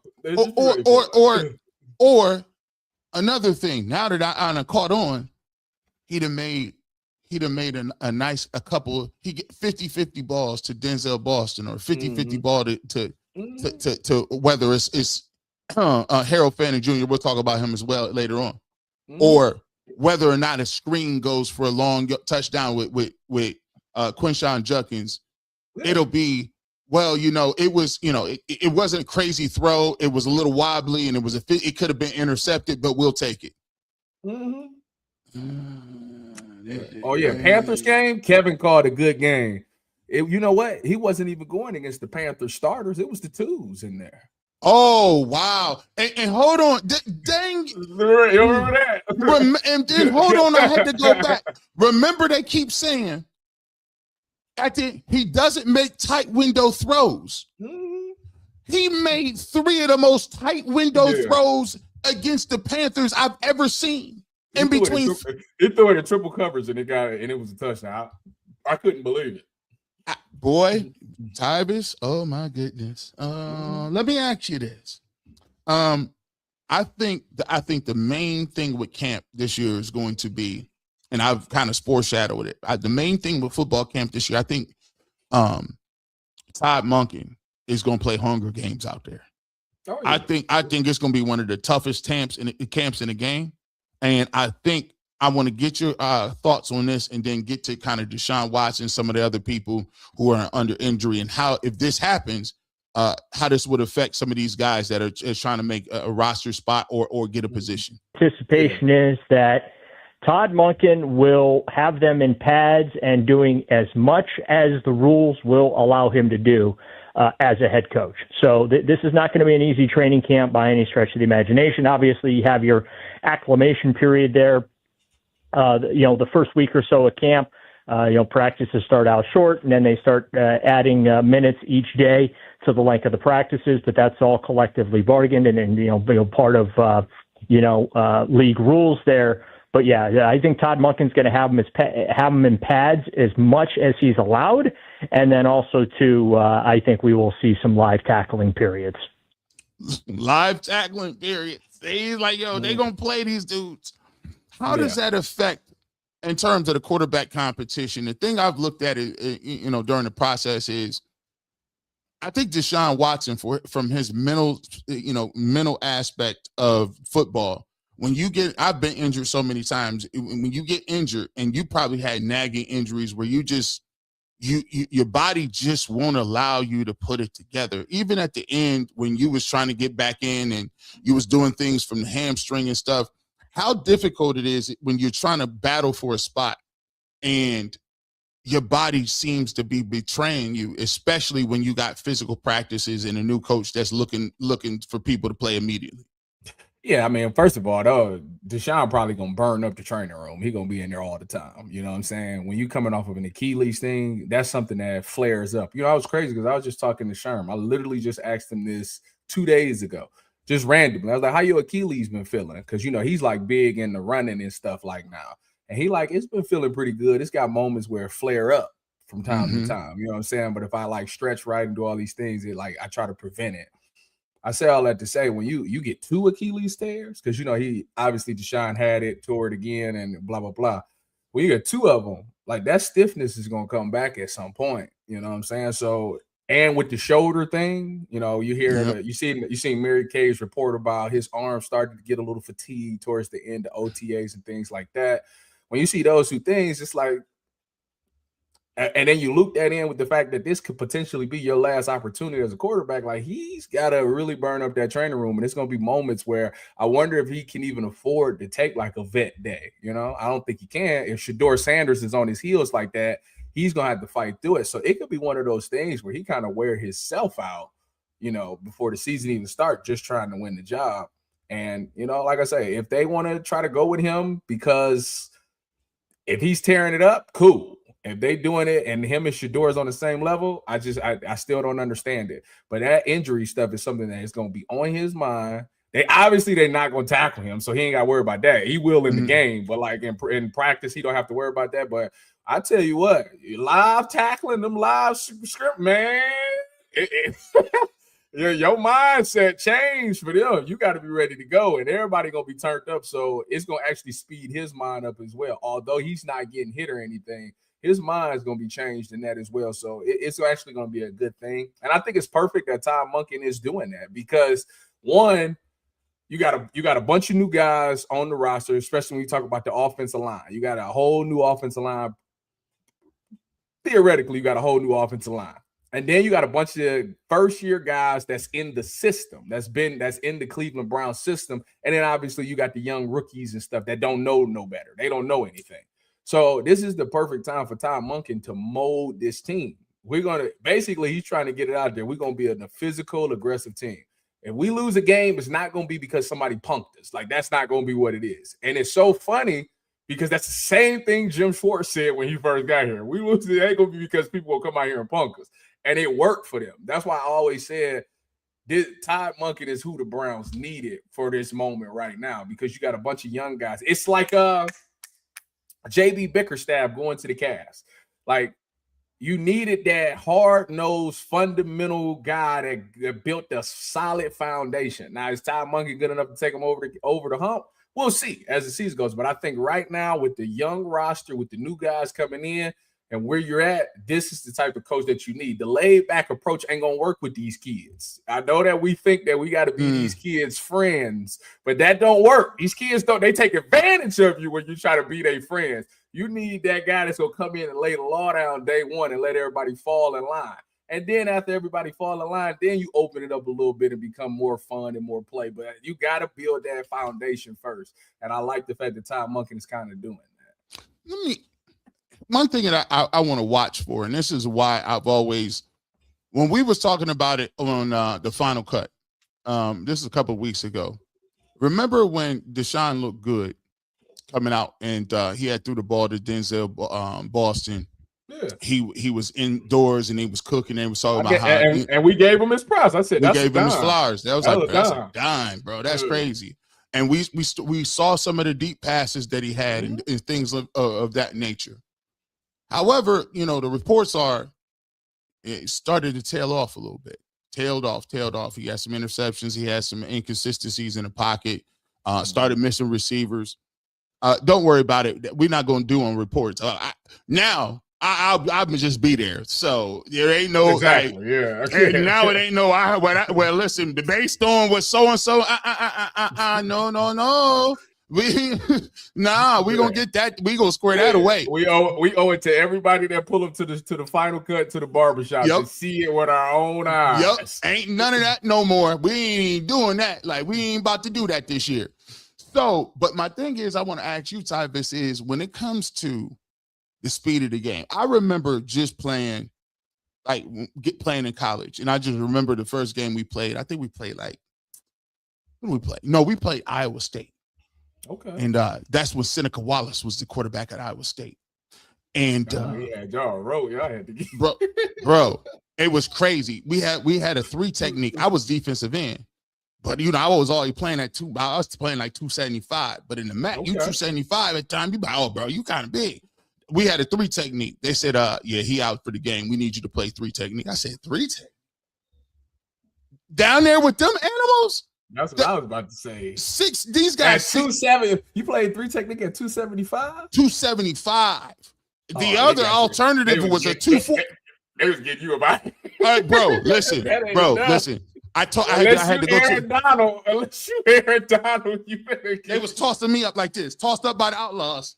Let me see you toss it up.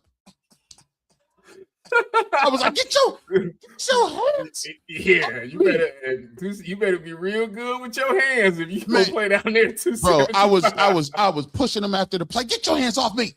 They're like, man, you know what, man, 90, what I like you, man. You tough, man. You ain't like your people, man. You know what I'm saying? I'm like, look. My dad was like, hey, man, you down there in the middle, bro. These dudes are 6 guy, and at the time they Big 12. They Big 12 linemen. The centers is 6'5", 312. You got to be at least 3 bills to be down there. Man, we was moving around. But the thing I realized though was that what was so alarming was the speed of the game.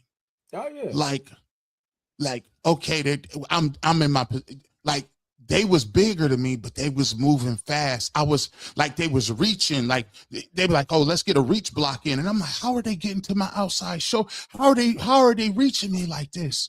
I don't understand. I was like Dragon Ball Z. It's impossible. You was getting reached by the backside. Bro, I was getting cut off. Your coach was cussing you. I was getting cut off.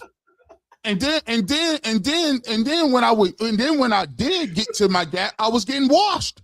I was getting ran past. He was like, the B gap is the size of a train right now, G Bush. You're getting washed. I said, man, listen, hey, I was over there. You know what you should have did? You should have just fell down. Hey, listen, that's what I started doing. I started going to the hunker down theories. Yeah. I'm gonna take you in the backside tackle out. Man, but the story I'm getting to is this. When you miss a year, because I missed a whole calendar year when I tore my ACL. After I got acclimated to my freshman year, I said, oh, this is nothing. This is light. But what happens is when you miss that calendar year, Tyvis, you start to, you just trying to get back to baseline. You're just trying to be able to run. You ain't getting better. You ain't getting faster. You ain't getting more explosive. You getting the baseline. Your baseline was 2 years ago. So think about all of the people that played that year, speed of the game is up. Played that year, got their money off, got faster. Yeah. When you see Deshaun Watson, how do you think he's going to be able to overcome the fact that he just has very few snaps with live people? And that's the thing that's why the preseason games is so important for him. And it was fun. Was you on the panel where they was talking about something about Todd Monken told Shedeur he can't be just a gamer. He got to see it in practice or something. Yeah. All right. And they was like, how would he know that? I think it was Jason. How would he know that if he had never worked with him or anything? But I say all that to say the preseason game is going to be interesting because the one thing about practice is fine, but it ain't the game speed. It's just that. And it's unfortunate because you think how fast to give people an example. When you playing, what is this game speed? Was it alarming? How crazy was it? So obviously, what I didn't realize from college to the pros, I didn't realize that everybody was fast. You know what I'm saying? I didn't know that. I'm talking about like a DN is just about almost as fast. I swear it was ridiculous. I didn't know that. I didn't know that everybody was. Yeah, you know how. No offense to my Caucasians out there, but you know how you look at a Caucasian like I'm about to roll this dude, and he be rolling you on the route. You be like, man, I gotta really, you know what I'm saying, get on my horse. I didn't know it was like that. You know what I'm saying? I didn't know the speed was like that. He said, "What is this dude next to me?" And I'm coming from Old State where it's like, I ain't gonna lie, you go up against the scout team, you kind of brother-in-law. It's like a 75, 80% type thing. Get the job done in college. Make it look good. Yeah. Good work. Man, you get out in that game, bro. it's like I'm talking about. You got to be so on it. If you put the weight in your left foot too much, it's over with. You ain't catching them. It's over with. But I don't think people understand how big of a difference it is. Like one wrong step, a step too wide, a step too short, and it's done. It's crazy. It's crazy, bro. And yeah, so like when you talk about the shine and the speed of the game, like I say, the practice thing is gonna be okay. But when you get in that game and that joint practice against them Bills, I'm telling you, it's a different thing, man. And then your mind get going. You got to speed your mind up. It's a lot. It's just different. It's different. So that's why, to me, that I am putting a lot of stock in them preseason games in that Buffalo week, because it's just different. Them is gonna be two moments. The games and that joint practice is gonna be two moments, man, where it's just. You think like, all right, I think I got a good handle on things, and then you get up in one of them situations and you like, nah, it's a lot faster than I thought it was. Tyvis, I was laughing so tough because you know what I'm talking about. Like, he's right though. Like it's actually scary. It's like Dragon Ball Z. Amazing. His power level on my scouter is at 1 million. How is he moving so fast? Kakarot knows all of my moves before I get there. I must take myself to the next. No. Why do you think? Like, why do y'all think that film preparation is so important? Because you got to be able to. If you don't anticipate it, you ain't making it. I'm telling you, you gotta have a general idea of what's about to happen to try to make that play.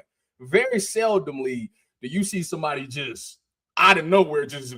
Athletic ability just make the play. A lot of the times it's not like that. It's he jumped a route because he knew what was coming, or the quarterback made a bad throw. Like that's kind of the only way that you really get it.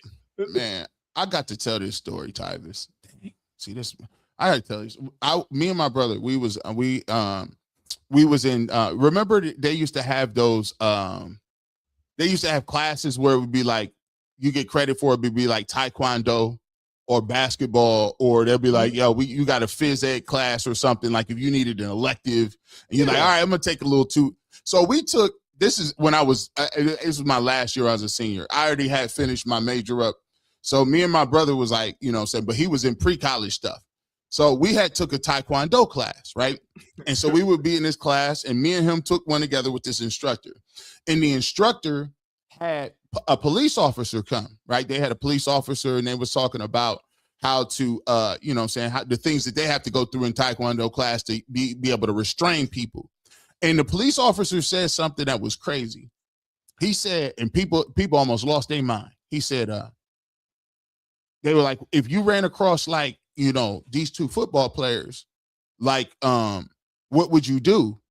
And like, how would you, subdue them? Because we going through moves and holes and different things like that. And both the Taekwondo instructor and the police officer said, if I'm by myself, I'm not engaging in hand to hand. I'm going to have to listen. It's going to be taser. It's going to be pepper spray. And then it's called for backup. And or I might have to get my firearm out. And they're like, what? Like, how, what you mean? He said, let me just tell you something. Football players, linemen are the scariest humans on the face of the planet. And he said, them DNs is probably the most athletic player on the field. You can't, he said, this man is 3 times stronger than me, but he's explosive like an Olympic sprinter. Yeah. He said, even if I tried to run away from him, he's catching me from miles away. He's like he grappled the hand strength. The hand strength that they have to disengage with another 300-pound man is insane. He said, and if they get you on the ground, you're in a battle for your life. Listen, you're in a battle for your life. I don't even mean that. I'm not bringing this up to be funny. This is a point. So you know the James Pierce Jr. situation, right? Oh, with the Falcons, the DN. Yeah. Did you see the clip of like 8 police officers trying to? And he was dog walking. Bro, that's what made him a pass rusher. Like it took 8 police officers. He was like, "Get off me! Stop jumping. playing. Yeah, like you ain't nothing." People understand. Like these people, it's different, bro. They different. Police, that's relentless. In his mind, I gotta be relentless. And he was every bit of it. It ain't even funny, but it is. But it is. And so that's why when we talk about the speed of things, for a civilian, I'm just gonna let you know. If you were a civilian and you actually saw a man that was 320 pounds, first of all, they're not fat. Second of all, they're faster than you, stronger than you, and they're quicker than you. So when they're moving like that, you could potentially, you know, the scariest thing in the world is you get in your car and you peel out because you're running from somebody, and you look in your rear view mirror and there's a man running 20 miles an hour right by your car. That'll make you go to the bathroom when you suck, dog. What the heck is this? You don't know. That's the scariest thing in life, to see another man mirroring your car, looking at you, trying to get in. Bro, that's, man, they told me. And then, you know what the cop said before we get to the next topic, you know what the cop said? He said, listen, this is the reason why. He also said, let me explain the law to y'all. See, these dudes is in here doing taekwondo, right? He said, let me explain something to you. The court of law and self-defense laws tell us that if you're a football player and somebody assaults you, you can't just haul off and just do what you want to. He said, they're going to treat you in a court of law as a weapon. Your body is a weapon. You lift weights for a living. You run fast. You're strong. You do hand-to-hand combat. If somebody even provokes you, you can't even use self-defense, because self-defense says you are only allowed to restrain somebody up to a certain level in order for your bodily harm not to be, like, your person not to be messed up. So he says, if somebody assaults you, the judge will tell you, you run a 4-4. If you just ran away, he can never catch you. Yeah, that's true. Dang. It's like that. He said, if somebody punch you and you still up, if you restrain them, you can't choke them out on the ground. You could just hold them there and say, I'm going to hold you there until the cops come. You can't do. He says, so always remember that. If you get in an altercation with anybody, especially a civilian, you're judged differently. And I said, oh boy, this is crazy. This is crazy.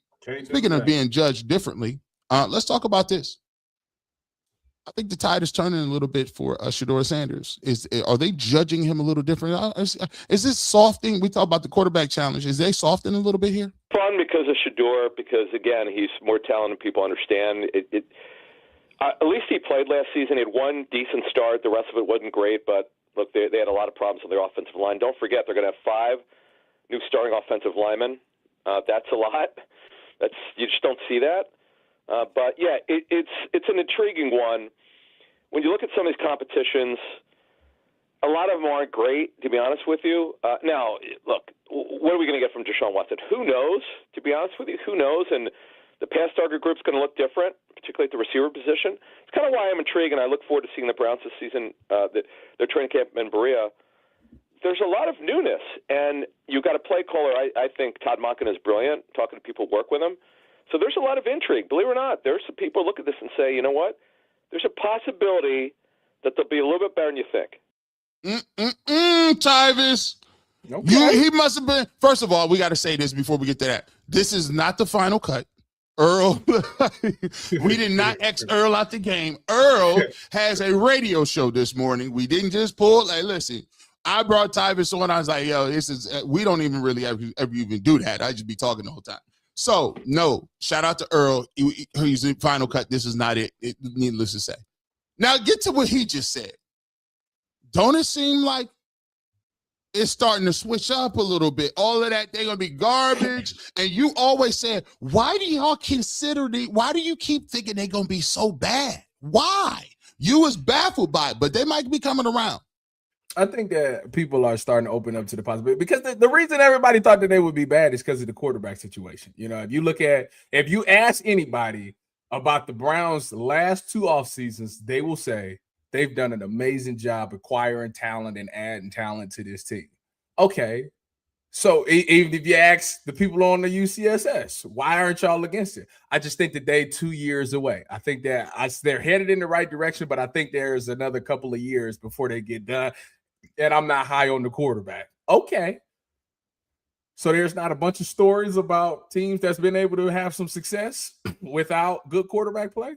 Because if I remember correctly, we went to the playoffs and we had 4 quarterbacks this season. Yep. 4 different quarterbacks. Yep. Deshaun, PJ Walker, DTR, Joe Flacco. Was that the 4? Yep. I believe.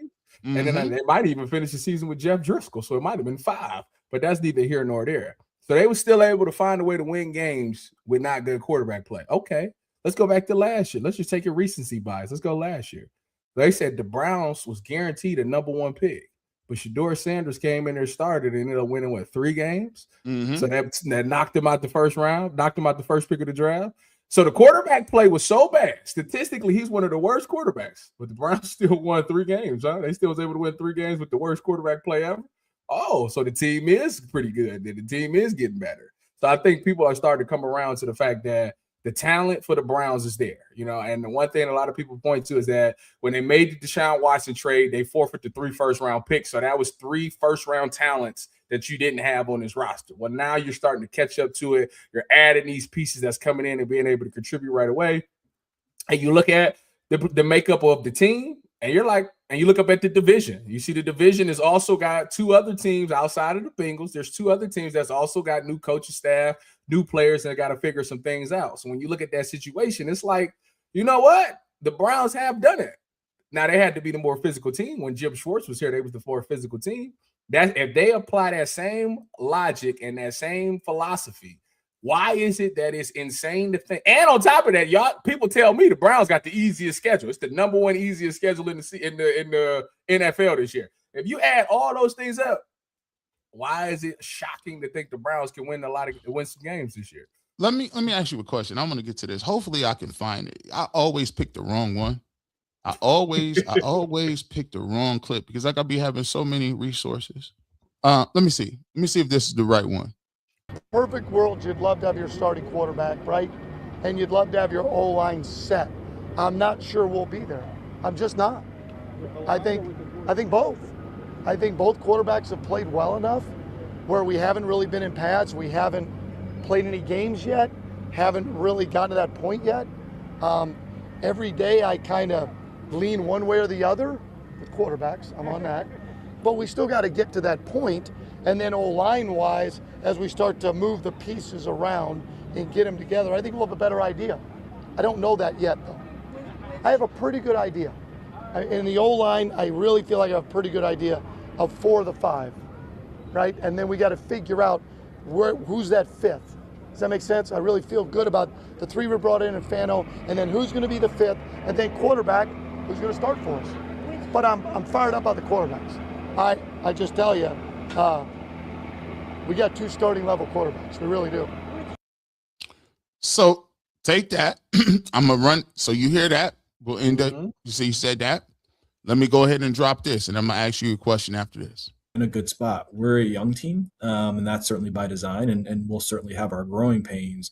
But we are excited about this core and looking forward to seeing what they can do in the fall. It's been good competition this spring between Shedeur Sanders and Deshaun Watson. It's good to see Deshaun healthy, moving around, learning this new system. He's had a really strong spring. And Shedeur, he's made incredible strides over the last 8 weeks. Really, really pleased with his progress. He's a naturally accurate as a quarterback. His command of the operation, control of the huddle, all of those things, you can tell that with a year under his belt, he's making big strides. So we are looking forward to seeing how the competition plays out throughout training camp and the preseason games. We're optimistic. We're cautiously optimistic on both players and can't wait to see them in game settings. Let me ask you a question. We work in the industry, and you specifically said when you ask people about the quarterbacks, right? When you say, why do you think the Browns are going to struggle? And they say, well, I think they're a couple of years away, and I don't believe in the quarterbacks, right? Mm-hmm. So my question, and a lot of people will say what other people have said in the building, or what other people have said in terms of his work ethic and whether or not he's going to be a guy, right? My question is, if you're a person who believes in the sanctity of what people tell you in the building, why is it that the head coach can say he has 2 starting level, quarterbacks? He's new. He has no reason to lie. To be truthful, he could just say, I don't like neither one of them. Right. So he could. And then the general manager says, hey, he's naturally accurate a thrower. He's come years, leaps and bounds.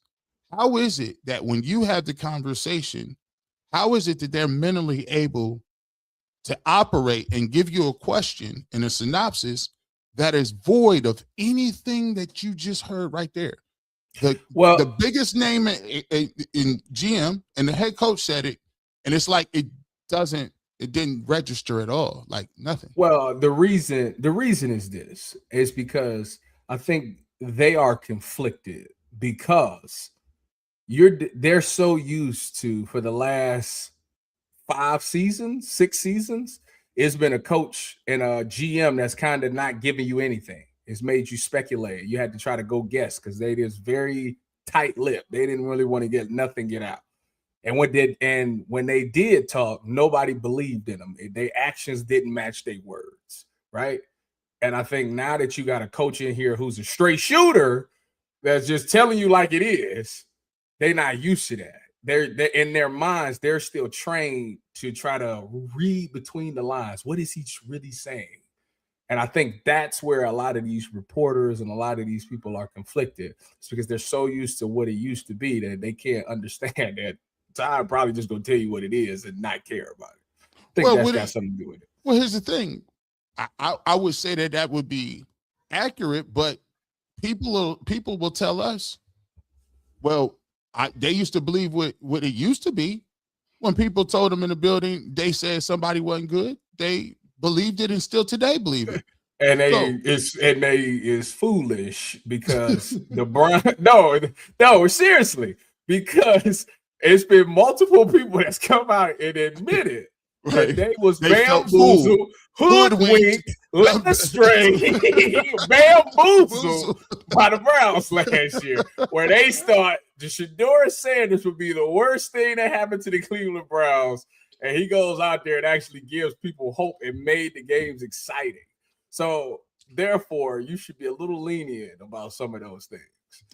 Man, boy. Listen, we got another guest that pulled up. Matter of fact, we got another guest that pulled up. Let's get to it, man. We got to get to a couple joints right here. We get to some let me get to this. Let me get this. Let me see. If you still ain't you ain't fixed this. What? This picture. Oh yeah, listen. I didn't fix the picture. You still look like Smyvis. That is not Tyvis. You still look like Smyvis right here. If you want to become a member. By the way, me and Tyvis, I was sitting there thinking, what you think? I think what we should do is, my goal is to start the film review coming up in August, and I think the first film review, Tyvis, I think we should get into Todd Monken's easy plays.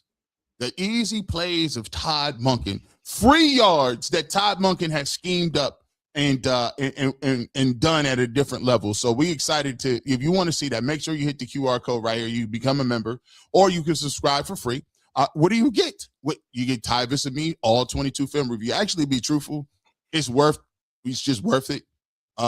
Because if you want to know what's going on, how we moving, what the season looks like, you want to be in contact and know the film, because at some point when people say something that ain't, you can say, no, because we was at class and field review.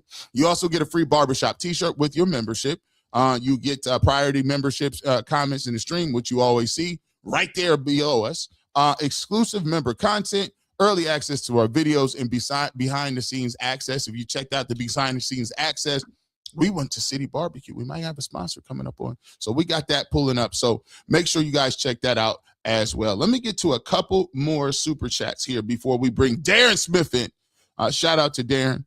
Myrtle Tisder, 30 jewels. We appreciate you. The Dust Mask Cap, 1,000 jewels. I love these jewels. We appreciate you. 10 jewels from Herc. We appreciate you. Gotham Medium Labs. We all know this is an example of butt breaking at its best. Show all the others fear trying to grow as independent media speaking their mind. Romo got DUI and arrested. Media quiet. Let that Ben Shador or Black Man. Lyman ESPN will be talking 24/7. Oh, they probably would have. They let on get it twisted. 400 jewels for Baraka Bibb. We appreciate you so much. 600 jewels from DJ97. We appreciate you. Let's see. Mic drop. I appreciate that. Weird Vet 81. Thank you for the 2 jewels. Marty _Schmitty. Like Dukes the Scoop says, you are the source. We appreciate it. Shout out to Dukes the Scoop. Potter's Pub Sports says, thank you. 11 weeks sober today. Far from the Yoshi Doshi you knew. Always remember, unless your numbers make them look good, you're hired to be fired. I agree with that. Rob Cunningham, Adam the Bull said, you've done the most with 1 day of airtime than anybody who's ever seen in the industry. Keep doing your quality with integrity. Shout out to Bull. You know that to me, you better make that 1 day work. 10 jewels, gold coin. You better make that 1 day work. We got a new member, Green Thumb. Thank you so much for becoming a YouTube member. Hit us up at fifthdimensionmedia1@gmail.com, fifthdimensionmedia1@gmail.com, and we will get you your shirt. 30 jewels from @JC1407. We got 2 jewels from 420 Jenkins. Thank you so much. Green Thumb said, no, G, if they were afraid of what you can build, they would do everything to make you feel like your own can't be better. They wouldn't free you to do what they fear is systematic erasure. Systematic erasure seems like crazy. That seems like, nah, we're going to get you rid of you. We're striking you from the record. Let's bring, let me go ahead and let's bring my man, Darren Smith in without further ado. Let me bring that in. Let's see what we got going on. Boom, boom, boom. Tyvus is here. Let's go. Let's see. Is he in here? Let me see. Is Darren? Oh, is the overlay? What are we doing? Here we go. Yeah, Good morning. Good morning. Your boy with the cigar behind you, right? Oh, there you go. Darren Smith, man, what's going on, my guy? How you doing? You missed camp today. Shout out to camp. Well, you probably be going to camp. I'm going to camp tomorrow, but yeah, look, man. First of all, There's 2 things. I'm not looking forward to the drive because I'm in Kansas City. It's at a college town about 45 miles up called St. Joseph, Missouri, and it's going to be 100 degrees. And even though camp starts at like 9:15 in the morning, it's still going to be hot. So me and heat don't do well together.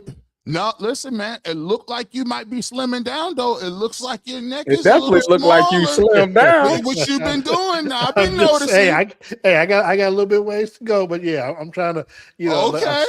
Hey, look, somebody in the chat said that was Timu Tyrus. So Timu Tyrus.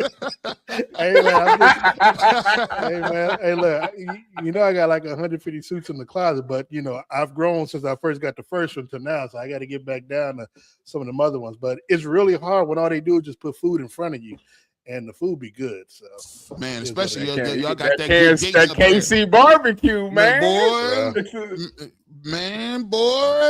Hey, I ain't gonna lie. That's what I'm having tomorrow. I'm going by Gates tomorrow. I gotta have it at least once a week, man. I gotta have it at least once a week. But I'm telling you that is the crack cocaine in the sports industry down here, man. Hey, I want to show something. I'm going to show something real quick, and I want to get your thoughts on it, Darren. And then I want to get to also, you said something specifically. Patrick Mahomes is coming back. He ready to go. I want to get to a couple of injuries that, we've been looking at in situations. But let me give you this because I want to get your thoughts on the Rex Ryan situation since you're a natural approach. This is courtesy of Cam Justice, and she covered the Shedeur Sanders, camp the other day. I want to get your thoughts on this. Saturday, Browns quarterback Shedeur Sanders was in Miami, Florida, working out with some other members of the Cleveland Browns. 1 day later, though, he's back here in Northeast Ohio, holding a youth football camp for more than 500 kids here at Brooklyn Memorial Stadium. Just the first one, so this is an amazing start. It's an amazing start. Everybody's healthy. The gear that they have on look good. And everybody's out here smiling, so that's what it's about. Sanders Camp, held in collaboration with Browns Give Back, brought out hundreds of kids to participate in skills and drills on the field. I'm truly excited that they feel excited to see me and stuff. I touched his shoulder.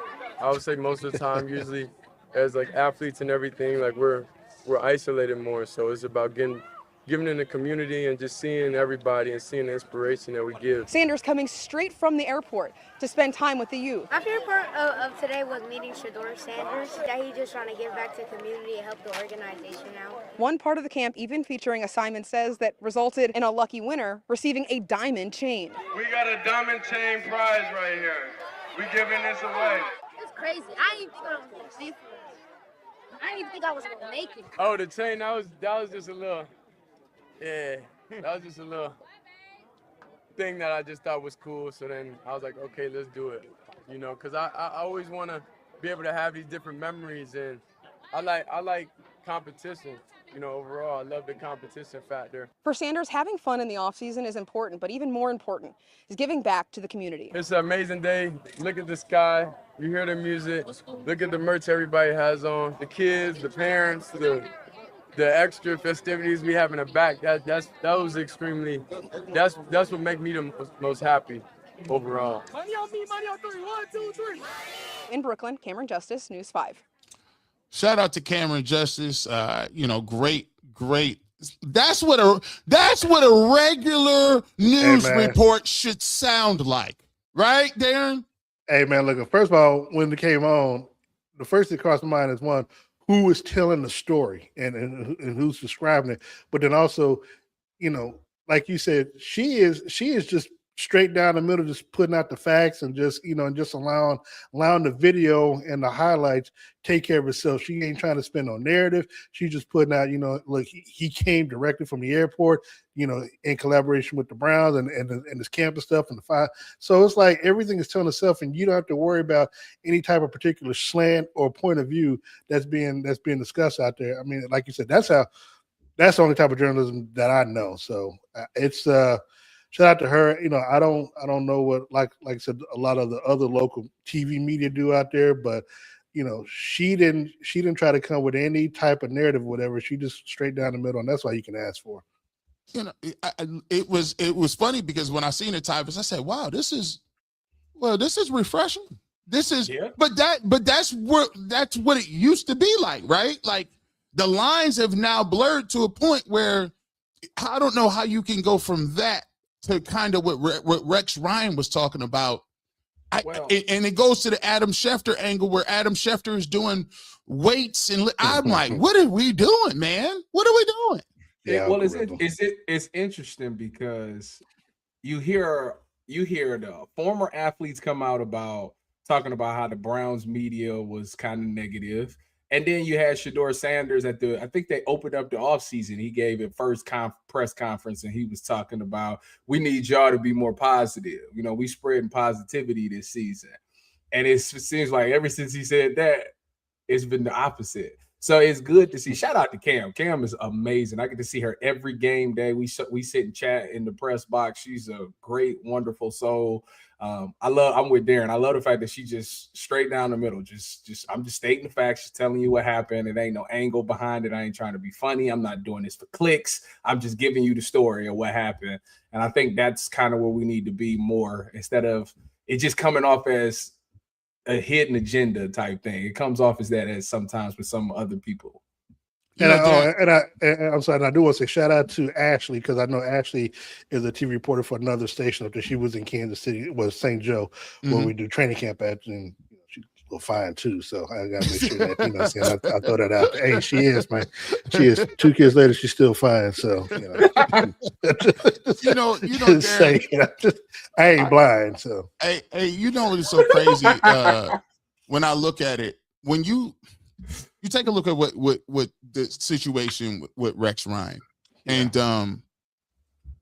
from a national approach, man, I mean, what is your take on some of this stuff? Because you've been actually, me and Dan, we started talking about this kind of stuff even back when Deshaun Watson was here, and even to a certain extent, Odell Beckham Jr. What is the I don't understand what is the even Kareem Hunt, like the slant that comes with it is something I don't know. What is your national approach on it? Well, you answered your own question by just looking at the similarities of all the players that you just mentioned, including Deshaun. The thing is that, and they teach you this in journalism school, that negativity will obviously travel the furthest than good news or anything like that. And to be quite honest, you don't get this.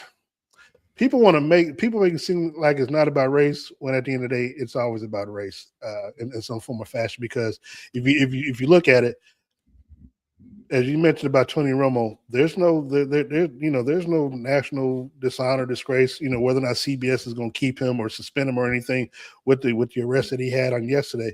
But had that been Shedeur or anybody else, again, you get a lot more clicks and you get a lot more exposure if your target is someone of a different persuasion.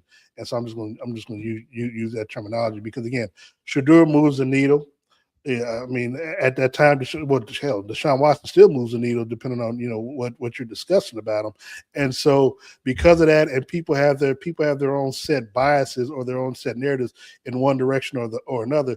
That becomes easy fun for clickbait or to get views or something like that. Like if you literally just said at a Browns training camp that you were bringing Tavis and I to talk about Shedeur Sanders and Deshaun Watson and had a negative slant on it, we probably have 3 times the viewers that we have right now because everybody's going to want to try to see what we got to say about them versus just talking about, what we're doing. And so it's, I mean, look, I don't like the fact that, feel like we have to bring it or make it about race. But when you look to Odell Beckham, Kareem Hunt, Deshaun Watson. Now, granted, sometimes the players don't put themselves in a good situation. Yeah, So that has a lot to do with it. But again, Shedeur hasn't done anything. I mean, he hasn't done anything to warrant the anger or the slant, the slight that he's getting from Rex Ryan. Because again, he was minding his own business last year when Rex Ryan talked about his post game interview against the Raiders and made it all about him. Well, this is before after, but then but the whole Miami thing, and when the players and the coaches, nobody in the media asked Kevin Stefanski about it last year to try to defend him. It was just like, okay, you got this player who's been accosted by by a national figure on national TV, and nobody's going to ask the coach about it, try to defend him. Like, no, he's not doing this. No, he is in the front of the classroom. He is doing this. He is studying.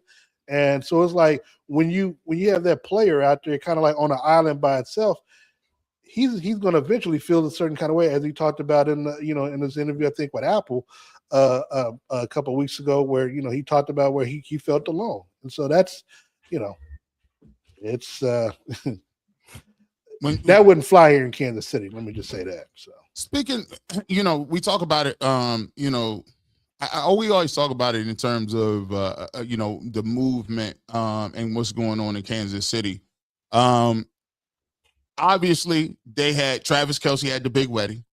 Obviously, you got Patrick Mahomes coming off injury. Obviously, you got new guys or some old faces back into the mix with the offense. What is the temperature level out there in Kansas City? And do you believe people have kind of written the Chiefs off as if that's old, it's an old story and down goes the champs? Well, they would hope so. So it gives other teams an opportunity. I think, right now the whole narrative is about Josh Allen being a, MVP again. And, is he under the most pressure to win the Super Bowl? So here locally, yes, they want you to kind of look past Kansas City because, that'll keep Kansas City under the radar and then, get back on top. The problem is that the scheduling and the prime, all the primetime games and and the teams that are going to be playing doesn't allow them to kind of go coast underneath the radar. The question we have here is what is the ceiling and the floor for Kansas City? Was last year just a one-off because of the extended season that they've had over the last 5, 6, 7, 8 years, and then finally catching up with them with the injuries and things of that nature? I think that, I believe that, yes, the long extended season has something to do with it, but I also think the play calling, over the last 3 seasons with Matt Nagy had a lot to do with it as well, where Patrick has not been in that MVP conversation, save for the year that they started out undefeated and then they lost to Buffalo, and that allowed Josh Allen to get his one MVP season. It's interesting that you bring up play calling because obviously tied back into the Browns, that was one of the things that G used to point out with Kevin Stefanski. He used to be like, I think his plays is kind of just not up to standard. Obviously, when Deshaun was in there, him and Deshaun didn't have a good rapport when it came to the plays that was being called and maximize him. And you're saying with Matt Nagy and Eric Bieniemy, you was able to see a difference there. So that's with that logic. You think Todd Monken can truly unlock Deshaun Watson or Shedeur Sanders, whatever one wins the starting job? Yeah, and yes, I do. And I remember, I don't know if it's G. Bush or someone who talked about Monken in the AFC Championship game. Look, it surprised us in the press box that after the opening drive, he essentially got rid of their running game. We couldn't believe it because, trust me, I forgot who their starting running back was, but I had a parlay where the guy just had to get 25 yards, and he ended up with like 23 and never like touched the football again the rest of the game. Which again, this is what happens when teams face Kansas City.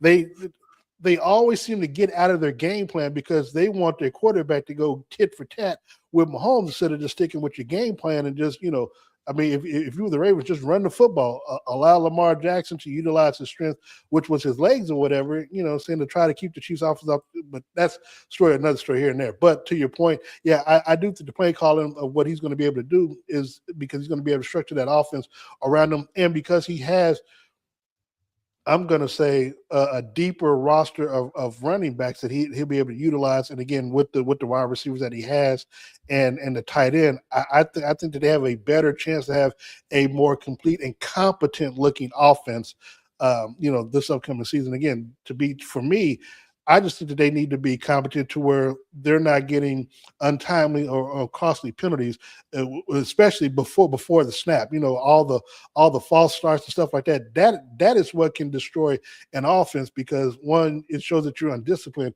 but two, you're also hindering the offense and putting Shedeur Sanders at a disadvantage because instead of it being 1st and 5, it becomes 1st and 15 because somebody can't remember when they're supposed to hike the ball or something like that. So. Let me get to you guys on this one. I wanted to run this by you because we got Tyvis obviously works for the Brown Radio Network. Darren obviously covering the Chiefs in Kansas City. Oh yeah, by the way, Darren does do content in Kansas City. I know, some people asked about his content and yeah, he has verified. I don't understand it. I mean, you do have a picture of you on the field at the Super Bowl. I think that would be kind of wild work to say you don't do anything, but you've been. Well, look. If you've never covered a Super Bowl, like an Anthony Lyon or somebody, I would, I guess you would try to question my bona fides. There is you got videos on Radio Row. I mean, it's Radio Row. Well, no, not even. You just go to my page. The video that's pinned is me talking to Eric Bieniemy and Patrick Mahomes in the locker room post beating the Eagles on the Super Bowl. So I'm like, bro, I don't need to front. This is what I do. I've been doing this since 1993. I'm just saying. Hey, you thought you was gonna get that away. My boy was coming back. You thought you was gonna get that off. You not getting it off. You thought you was gonna get that. It's Danny Parkins, who he is. Like, bro, Danny Parkins don't do nothing for me. Like, I don't know what needle you thought he was moving. And I must say, I mean, I had to say it in front of 1,800 people on a Saturday. I'm just not no shit. Listen, I'm just saying it was people. It was people watching, so we had to. We was gonna let you get your lick back. Look, I'll just say this. I deal with enough with the Chiefs PR, the communication department, where they be like, Darren, can you take this tweet? Can you do? Look, they watch and know everything I do. I'm not even concerned about somebody who's never been to Super Bowl or will never see a Super Bowl as long as Mahomes is here. So I'm sorry about that, Browns fans, but I'm just saying. Hey, don't blame me. Blame Anthony Lima. That's all I'm saying. Wait a minute. Hold on. Wait. Anthony Lima aside, you say you've been working with the Chiefs since '93. No, I've been covering the Chiefs since '93, man. I don't get no paycheck from them. Covered. Okay, this is good because the thing I'm trying to figure out is, so you was obviously there when they drafted Patrick Mahomes. Yes. When you watched him early, like that first year, obviously he didn't play because Alex Smith was still there. But when you watched him in practice, was you able to tell like right away, like, yeah, this guy's gonna be special? Or was it something that you had to wait and actually, till he actually became a starter and then seen him make plays? No, that's a good question. No, we did see a lot. I mean, because of his arm strength. We had 3 years of Alex Smith. Alex Smith. I'm still getting nightmares from that. We had 3 years, and even though they made the playoffs, I think 2 of the 3 years, and ended up going his last year. The situation with Alex was that yes, he got us to the playoffs, but he was always afraid to like stretch the field, and so it would be 3rd and 10. No, I'm sorry, it would be 3rd and 7, knowing you need 7 yards to get a first down, and he would throw the ball 4 yards, hope the receiver gets the other 3. Like, bro, just go for the sticks and just let the So it was a situation where in practice you saw where Mahomes was flinging the football. So and the thing with Kansas City always interchanges their quarterback. So you might have from time to time the 3rd string quarterback with the 1st string offense. And so when you saw Patrick out there throwing the ball deep and stretching the field with Chris, it's been so long ago, but Chris, it was a receiver that we had named Chris. I can't think of his last name off the bat, but he was on the other side of Tyreek Hill. But when he would throw the football and stretch the field, you would see like, damn, okay, we got to get him in. But Andy Reid, loyal to a fault, did not want to do that with Alex Smith, and it wasn't until the final game when the Chiefs already had their playoff spot, clinched, that we saw Patrick against the Denver Broncos, and then so that gave everybody a little piece of it. But we also knew then that in the preseason that year that Patrick Mahomes was going to be something, because he started in the preseason, and we saw him in Atlanta where he threw I think a 70-yard bomb in the air to somebody, and it was like, okay, this is what we got to look forward to. So this story, it sounds very similar to some of the things that we hear about Shedeur. A lot of the players on the team will be in practice like, did you see that? Like, look at that. You know what I'm saying? And then obviously we seen him in the preseason game against Carolina and was like, okay, there's something there. So it's just interesting to compare those two. And it's just funny how everybody has just totally different views on those two quarterbacks. But it seemed like they got a similar first couple of years in the league. First year, I should say, in the league. Yeah, look, and I'll be the first to say, when they drafted Mahomes, I wasn't excited about it. I mean, you can say what it is now versus what it is at the time. I wanted them to get Deshaun Watson. He had just came off of winning a national title against the Alabama Crimson Tide, and I was like, I'd rather have him versus what we got in Alex Smith. And I remember the press conference, and I asked why they were looking at Mahomes, or why they decided Mahomes over Watson. And I remember Andy Reid vividly saying that he felt that Mahomes was a raw talent, and that would give him time. So essentially you're saying we can't, if we draft Deshaun Watson, we got to look at playing him obviously right away based off of just his talent and what he just did in college. And so as you saw when he went to Houston, he started the second half of the first game and, became the starter ever since. And then when they played Kansas City, I was at that game. Deshaun Watson threw for like 5 touchdowns in that game against Kansas City. I think they still lost, but he put up 5 touchdowns against the Chiefs his rookie year. So it was like, okay. So people, I saw somebody this morning, well, wasn't you the guy that wanted them to? Yeah, I did. I've told that. I've told that to Patrick. I told it to his father. Like at that time, yeah. I mean, there was nothing wrong about that comment, because he had just won a national title. I like winning, but be that as it may, I'm glad where we are right now. Well, you talk about the time, and this is crazy because you talk about when did you kind of know what it was with Patrick Mahomes. Like, Darren mentions that preseason game, and I'm looking for this. What's the name now? He mentions that preseason game where everybody kind of felt like, oh, okay, we really about to cook with this. There was a game he played, and I'm trying to think about what year it was, if I can find it. It was the year that the Browns played the Chiefs at home, and that would have been I think that would have been the season opener. That was a season opener in 2022, I believe. I think after they allowed the media back in after COVID. It was wild because Patrick Mahomes was dealing. I mean, he was dealing on the Browns on like something crazy. Like it was like it was crazy And I was like, oh no, he about to be one of them. He's gonna really be one of them dudes, man. So he was cooking and that was way back then. I'm gonna put this up and I want to get your ideas since we got some national approaches as we round out this show. We will get to the super chats at the end of the show. I wanted to give y'all a little dark horse list and get your thoughts on it because you guys are more in terms of the overall covering the game for different outlets. So let me talk about this. These are 10 dark horse favorites that people are thinking that could make noise in the playoffs.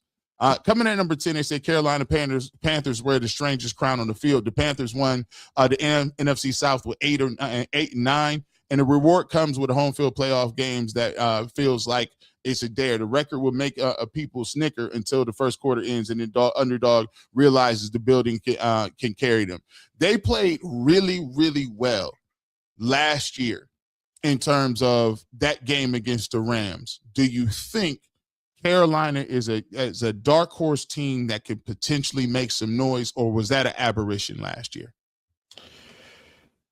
Ooh, you want Ty say that first or what? Oh yeah. No, because I mean, the only way I said it because the NFC South is that is the only division that you just don't know what's going to happen. I mean, like you said, 8 and 9 gets you in the playoff.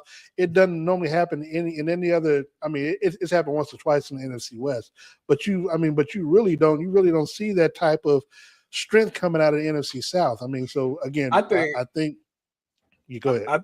I think Carolina will be right there in the mix again. I think that a team to look out for is probably the Saints. I think the Saints probably take it to another level. I like the Saints too. I think that division ultimately comes down to between Carolina and the Saints. But Carolina, to me, I think with Bryce Young having to prove it this year and to get his money, I think he's going to be extremely motivated. I think that's a team that's acquired a lot of talent via the draft, and they've been waiting on them guys to develop, and they kind of hit their stride at the end of last year. So if they continue, J.C. Horn continues to stay healthy. He's the top corner in the league. They hit on the receiver in the draft. They end up being Chris Brazzell, a guy that we scouted. They got him, I believe, as well. So, if the run game improves, which I don't think they got do they still got Rico Dotto? I think they got rid of him, right? Yeah, I don't think he's on the squad no more. So that'll be the part if Chuba Hubbard is good, which he's a solid guy. I mean, he can I'd be like, I don't know. I don't be believing in him. I know, but like if I don't know what their running back situation look like, but if they add somebody with Chuba and they give you that Rico Dotto, then yeah, they'd definitely be right there. Now they just lost Nick Scorton for the season because he tore his ACL, which was a good pass rusher for him. So that's something that they're gonna struggle with. But I expect them to be wild card, one of them teams that's between them and the Saints battling for it. If they don't win the division, then they probably won't make the playoffs. I'm gonna go with I'm gonna go with Carolina and Tampa Bay. I think it's gonna be a battle between those two teams. That one of those two teams will either win a division and the other one get the wild card. I still don't think. I mean, the way the Saints are, I still think they still have a little bit more ways to go to get, to get from where they were to get to a playoff position. But that's just my opinion. I think, but I think I like Carolina. They should still be at that 9 and 8, 10 and 6, 10 and 7 area. But I also think that, Baker's trying to get a new contract and whether it's going to be with him or somewhere else. And look, and Todd Bowles seems to always be playing for his job. And and the way that defense is, and that weather in Tampa Bay is, I know in the division it's one thing, but hey man, that humidity and mugginess is real down there. So for me, I like those two teams in the NFC South. Let's take a look. The reason I pull these up, these is actually from the way it ended last year. So I'm proving a point that the league is year to year. People be telling you year to year, hey, this going to happen, this going to happen. Listen, just because you ended up where you was last year, it's a worse the first team every single year. Let's take a look at these two teams right here. You got the Steelers. Look, so the Steelers, they talked about them. Obviously, Mike McCarthy there. And they're at 10-7. They ended the year at 10-7. Also, the Philadelphia Eagles. They were in the playoffs last year as well. What are your thoughts on the I guess the viability of either the Steelers or the Eagles. Now, I've been talking about the Steelers. They've been supposed to take a step back, but is this the year they actually take the step back? No, I just think culture-wise, they have a winning culture that somehow filters down, and you still have a lot of the players that are that have been there that it's hard for me to see where they just feel like they're going to take a step back. And Aaron Rodgers back with Mike McCarthy, he obviously knows the quarterback well enough, and I think with his offensive mind, he'll put the Steelers in a good position offensively to try to keep them in the ball game. So I like the Steelers where they're at. Philly, I'm not gonna lie, I still can't understand for the life of me what happened with Philly. Like, all you really had to do, even if you had a new OC in DC, just run the same thing back that you did the year before. Like, they just stopped giving Saquon the football. I couldn't understand to save my life. Like, bro, I had him on fantasy. I did too. It wasn't like he was in it. They just stopped giving the ball. So, I mean, that was just coaching. That was coaching there to why they allowed the offense to just turn, just go south like it did. But again, sometimes when you check, sometimes when you end up changing coordinators, you get, you see a 9-day difference. So. Tyvis, what you think about these two? How you feel about this? The state of Pennsylvania. Which one of these teams you think either one of these teams got a chance to make some noise? I mean, obviously they do. I mean, I agree with Darren about Pittsburgh. The culture is set there, but that was Mike Tomlin. I think Mike Tomlin did a better job of getting guys ready to go. I don't know how that's going to resonate with this new group of people. You got to show it to me. I know what your history say. Your history say the same thing that Mike says, but we knew Mike. Mike cared about us personally, so we fought for Mike. We wanted Mike as a coach. Mike Tomlin, I'm saying. So it's going to be interesting to see how they handle that over there. Ultimately, it comes down to the fact if Aaron Rodgers is any good. I mean, that's kind of what because I think outside of that, you end up getting what's the guy they got from Michael? What's the receiver they got from the Colts? You end up Pittman. Getting him, Mike Pittman. Yeah, you got Michael Pittman. You add him with DK. You got Darnell Washington as a tight end. The running back room is good with Jalen Waddle. So, you got something there. It's ultimately going to come down to the quarterback play. I think the defense is pretty solid. Obviously, guys are getting old on that side of the ball, but, they got some experience there. So, ultimately, if Aaron Rodgers is dealing, they'll be right there in the playoff picture, and they'll be one of the teams that will be at the top of the division. With Philadelphia, I don't know what's going on offensively. I mean, you get rid of A.J. Brown, okay. But I like the fact that they replaced him with Mekhi Lemon because I was high on Mekhi Lemon. So you got him and Devonta Smith. So you got that. But if y'all don't give Saquon the ball, y'all was able to beat teams running the ball and passing the ball when y'all won the Super Bowl. Last year, y'all tried to do this whole thing where y'all just tried to turn it into a 7-on-7, and that blew up right in your face. Then you had beef with the quarterback and receiver. Now you got rid of that beef. So I don't know. Is Jalen Hurts going to be? Is he going to be any good? Because last year he looked like he couldn't throw the ball at all. So again, I think Pittsburgh and Philadelphia both had the same thing going on. Is their quarterback going to be good? If he's not, the difference between Philadelphia and Pittsburgh is Philadelphia could turn around and Saquon Barkley could single-handedly win you a game if that's the case. Jalen Waddle's a good running back. I'm not saying he necessarily going to win you a game though. Yeah, listen, I like Philly a little more than I like Pittsburgh. I'm interested to see what Mike McCarthy do. I do believe Tomlin was a big part of that regime and that situation. We got the Jaguars coming up first game of the year. Two more teams. I think the Jaguars and the Bears. I think a lot of people are high on the Bears because of Caleb Williams and the way he played in the playoffs last year. Jacksonville is a little bit of an enigma for me. What do you guys expect to see from the Jaguars? Because we were supposed to have been seeing this, Trevor. See, this is the problem I'll be having. Is this right here. Because we'll sit down and we'll tell everybody what quarterback ain't good. But we've been waiting on Jackson. We've been waiting on Trevor Lawrence to become the second coming of Moses for the last 8 years. You told us, and then y'all be throwing around generational. Y'all need to stop doing that. Y'all need to really stop throwing that generational word around, bro. You already got franchise quarterback in the vernacular of the world, and you just start applying to everything, virtues and the way you carry yourself and the way you say certain words. Stop it. Trevor Lawrence, I've been waiting on it. I don't see it. Maybe you see it. Is the Jacksonville Jaguar frauds or not? Hey, look, look, GG. Let me jump real quick because I want to throw this to Tyvis because I know he covers the Browns and stuff like this. But 2 years ago, the Jacksonville Jaguars were 4-13, and there were questions coming into last season about whether or not the number one pick would actually be, could be a franchise quarterback. Like you're 4-13, and you had a new coach come in, and they turned their season around 13-4. Similarly, they're talking about you all don't have a franchise quarterback. You're looking for a quarterback, but you got a new head coach in. I mean, why is it out the realm of possibility that someone who was a first pick, saying that people were questioning, we call him Sunshine. People were questioning whether or not he could even play quarterback or be their franchise quarterback. They turned the season around and they win a playoff game. And then, but now why can't the same thing happen with Cleveland, with a new coach of philosophy, so I guess the question I'm posing with times like that, could the Browns beat the Jacksonville Jaguars, this upcoming season, and why? And if so, why? And if not, why? Well, let me put Tyvis full screen. Wow. There you go, Tyvis. Why not? You could pose that question with both of them teams because Chicago Bears probably was scratching their head after Caleb Williams' rookie season as well. And then they got a new coach of Ben Johnson, and you seen what happened there.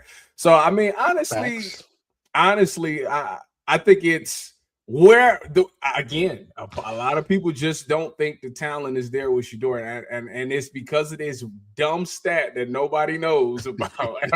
The Environmental Protection Agency. Yeah, got everybody in the tizzy over this one little stat that puts him as the worst thing ever. I'm with you though, Darren. I honestly, I think that Todd Monken's philosophy and his style of offense fits all the other quarterbacks. It fits the Deshaun and it fits Shedeur. So to me, I think that you unlock it. I think you do a great job of going to get him weapons. They went and got Trevor Lawrence, Brian Thomas, who they get? Jacoby? Did they get Jacoby Myers in the trade? Parker Washington and Travis Hunter. And now we see him come in with Liam Cohen and his passing attack, and boom, it unlocks him. So I'm with you. I don't see why that couldn't be the same thing. You get Shedeur Sanders, you get him Casey Concepcion, Denzel Boston, and if Jerry Jeudy ever make his comeback, you got something. Harold Fannin, you got 4 pass catchers right there that can make something happen. It can definitely be the situation for the Browns this season, and I'm anticipating that it will. Until they show me otherwise, I'm anticipating that is what's going to happen. I think the right coach comes in, and that's the thing. Play callers and quarterbacks, it's like peanut butter and jelly. You get that right mixture, man, and magic happens. If that quarterback and that play caller ain't on the same page, and that play caller ain't utilizing that guy and putting him in situations to show his strength, then it's gonna blow up in your face. And that's kind of what we've been getting with the Kevin Stefanski approach. It just didn't work. It worked with a guy like Joe Flacco, but it just didn't work with others. Jacoby Brissett, it was able to work with those guys. When you got more of an athletic-ish quarterback, you got to have a different type of play style. And it's kind of funny to me that the one thing that is hilarious is that when Kevin Stefanski decided that, hey, we're going to switch up our philosophy and I'm going to go get somebody in here that more so fits y'all style of play, I'm going to still call the play. Right. That's crazy. That's crazy. Ain't it? See, the problem. That's the problem. Jacksonville, I like Chicago better. Caleb Williams, I think is but you've said this about this as well. It's funny how you get some new offensive linemen, you invest heavily in the run game. You got 2 good running backs, 2 good tight ends, draft a receiver. Funny how things just turn around a little bit, don't it? Just seems like things look a little better. A little better in the long run. I'm just saying. Here's your let's talk about your boy. CJ Stroud, guys. He came out like gangbusters. I mean, the way he put it on the Browns, like that little Cinderella run the Browns had with Flaccavelli, that he got us up out of here quick. I mean, they was wide open. They cooked us. They fricasseed us. They cooked us, skewered us.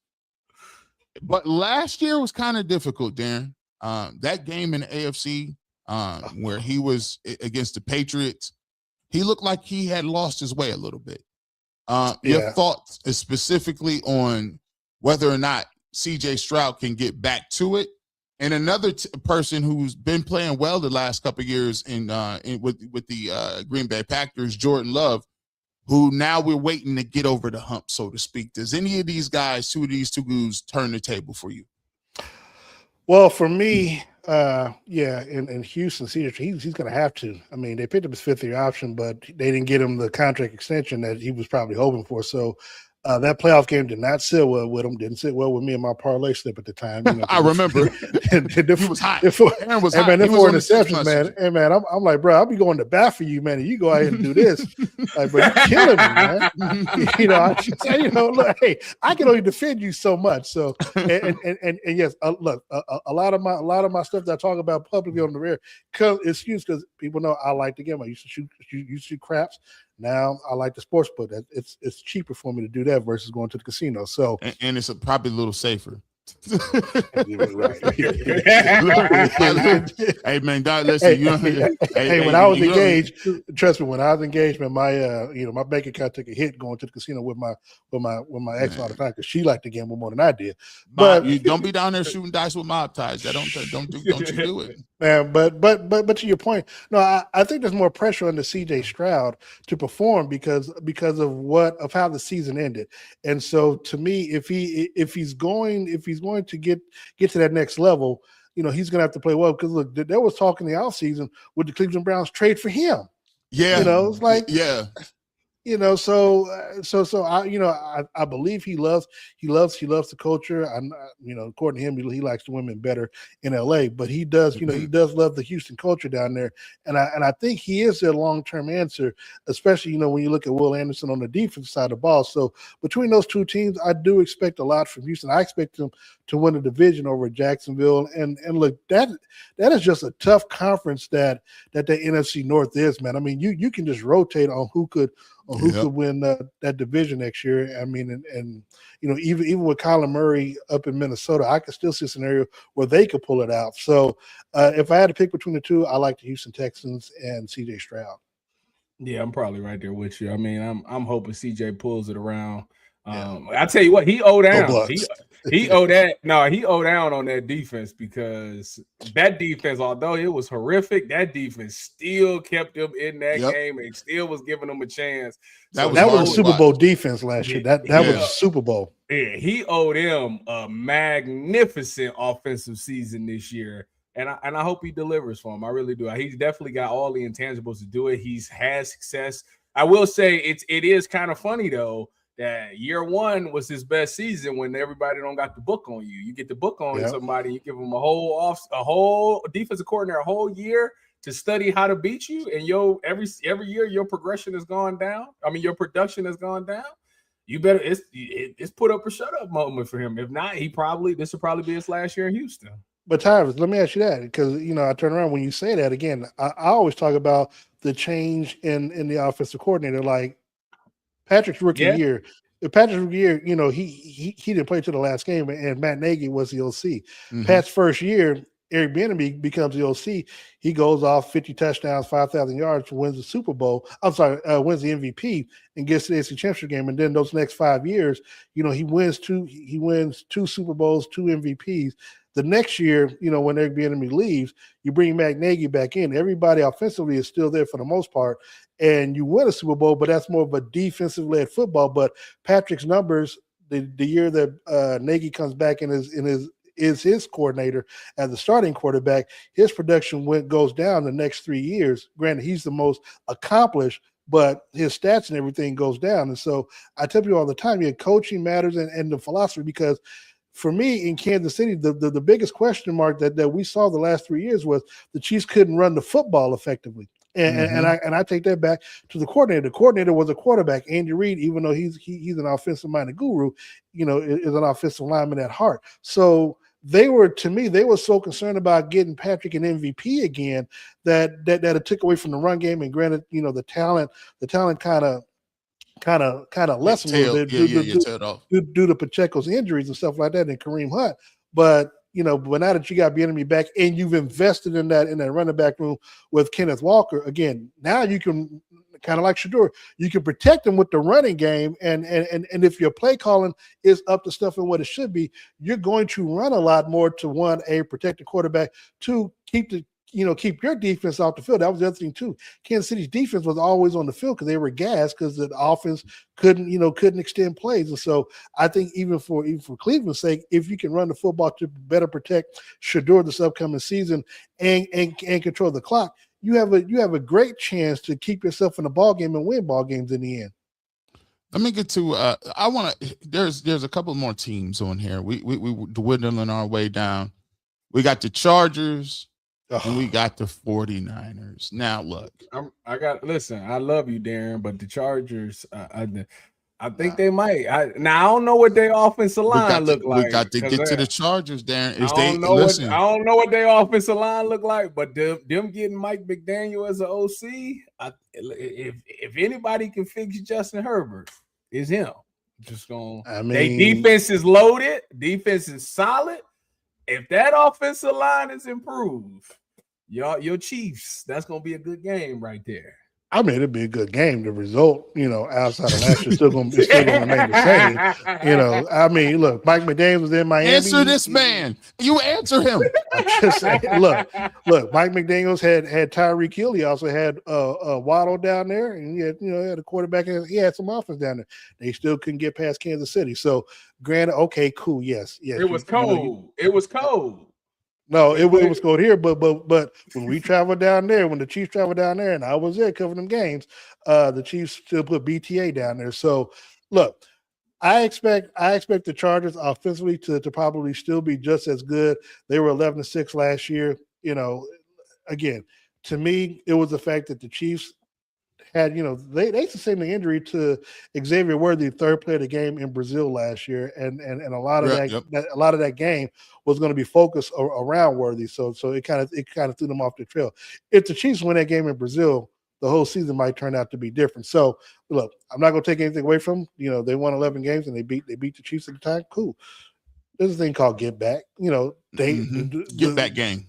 The one thing I know about Kansas City, Andy Reid, Patrick Mahomes, and Andy, to his credit, he'll never show it. But they petty. They remember things like that. And so, look, they can be fine. I think the Chargers come in week 5 or week 6 or whatever, and then we try. The Chiefs we travel out there to LA. It's cool. Just keep thinking that I'll be back. I'll be back during that time, and we can have this conversation again. I want to specifically talk to Tyvis about these 49ers, your team, your former Niner gang or no gang. What about them? Your former team. Has anybody tried to reach out to Brandon Ayuk? What is the man doing? What Brandon? You talk to Sherman all the time. You need to talk to him. What is going on? What are we doing here? I don't understand it. I really. What are we doing? I don't understand why he's doing it. I just don't get it. That part, when he can answer me that question, then I'll go on and like understand his side. But I can't. It makes no sense because I was talking to Sherm about it, and Sherm's thought was he's upset at the fact that when they lost the Super Bowl to the Chiefs that second time, he was open a lot in that game, and they didn't get the ball to him. And Sherm said he was open. He was open. So, but that was like 7 years ago. I know. So he was upset about it. And you remember he wanted a trade. He requested a trade, and they were going to trade him to Pittsburgh. Pittsburgh had the deal and all those things ready for him to go. They said, we about to trade you to Pittsburgh. He said, no, I want to stay. So he stays, signs the deal. But he's still resenting them for the Super Bowl. So, why would you stay? Why would you stay? And you resent? So then he gets hurt, tears his ACL, and now he don't want to rehab with them. And they don't know if he rehabbed, but they don't know what he was doing. They don't know anything about the situation. So to me, I'm now trying to figure out And now he's like, well, they avoided my guarantees. Well, you wouldn't come to the facility to rehab. You wouldn't get no treatment. You wouldn't You rehab. gotta come and get that ISIS stem. So like with all of this, I'm sitting here, I'm trying to figure out why is he throwing all this shade at San Francisco? Because, and then he's like, yeah, John Lynch is just showing up to my house. Yeah, to check on you. We calling you. It's a wellness check, bro. You good? What are you talking about? So, like, to me, his whole thing, I need to know what it is, why he's upset. Because if it's still off the Super Bowl, that's not good enough. You should have never even took the contract. You should have just got traded. Well, a couple of things there. First of all, in the Super Bowl, he might have been open, but that was until they would have thrown the ball and L'Jarius Sneed would have been all up on him. So he can be, I respect Sherm. Sherm can say he was open, but had they thrown him the ball, L'Jarius Sneed, saying was going to shut it all down. But that's neither here nor there because we see that, we remember the final score 25-22 overtime. But that being the case, look, it kind of goes back to what I was saying earlier when we talk about these athletes or whatever. Sometimes we are our own worst enemy. And to be honest, his behavior is the very reason why a lot of people say, see, you can't give them any money because this is how they act when they get it. Yeah. And look, like you and everybody else, look, I'm concerned about the dude mental health wise and stuff like that because you can't sit there talking about that you don't even want the Players Association. Like, bro, that's who's going to make sure that you either get your money or get you traded because they're going to tell you to show up. Because once you show up, they're either going to guarantee your money or they're going to cut you or they're going to trade you. So it's like you're doing the total opposite of what needs to be done. Like Mike Florio is sitting there telling you in his articles what you need to do so you can get to Washington or any place else, and you're just doing the exact opposite. So it's like it's hard for people, players, media, anybody to go to bat for you when you keep exhibiting this behavior and you're doing everything, totally opposite of what you need to be doing. And again, the first thing that the other side will talk about is like, we can't give you no money. We can't get wide receivers money because of this. Again, look, we got Rashee Rice. It's stuff that we had to deal with him. Yeah. I'm the first to say, hey, he might get another contract,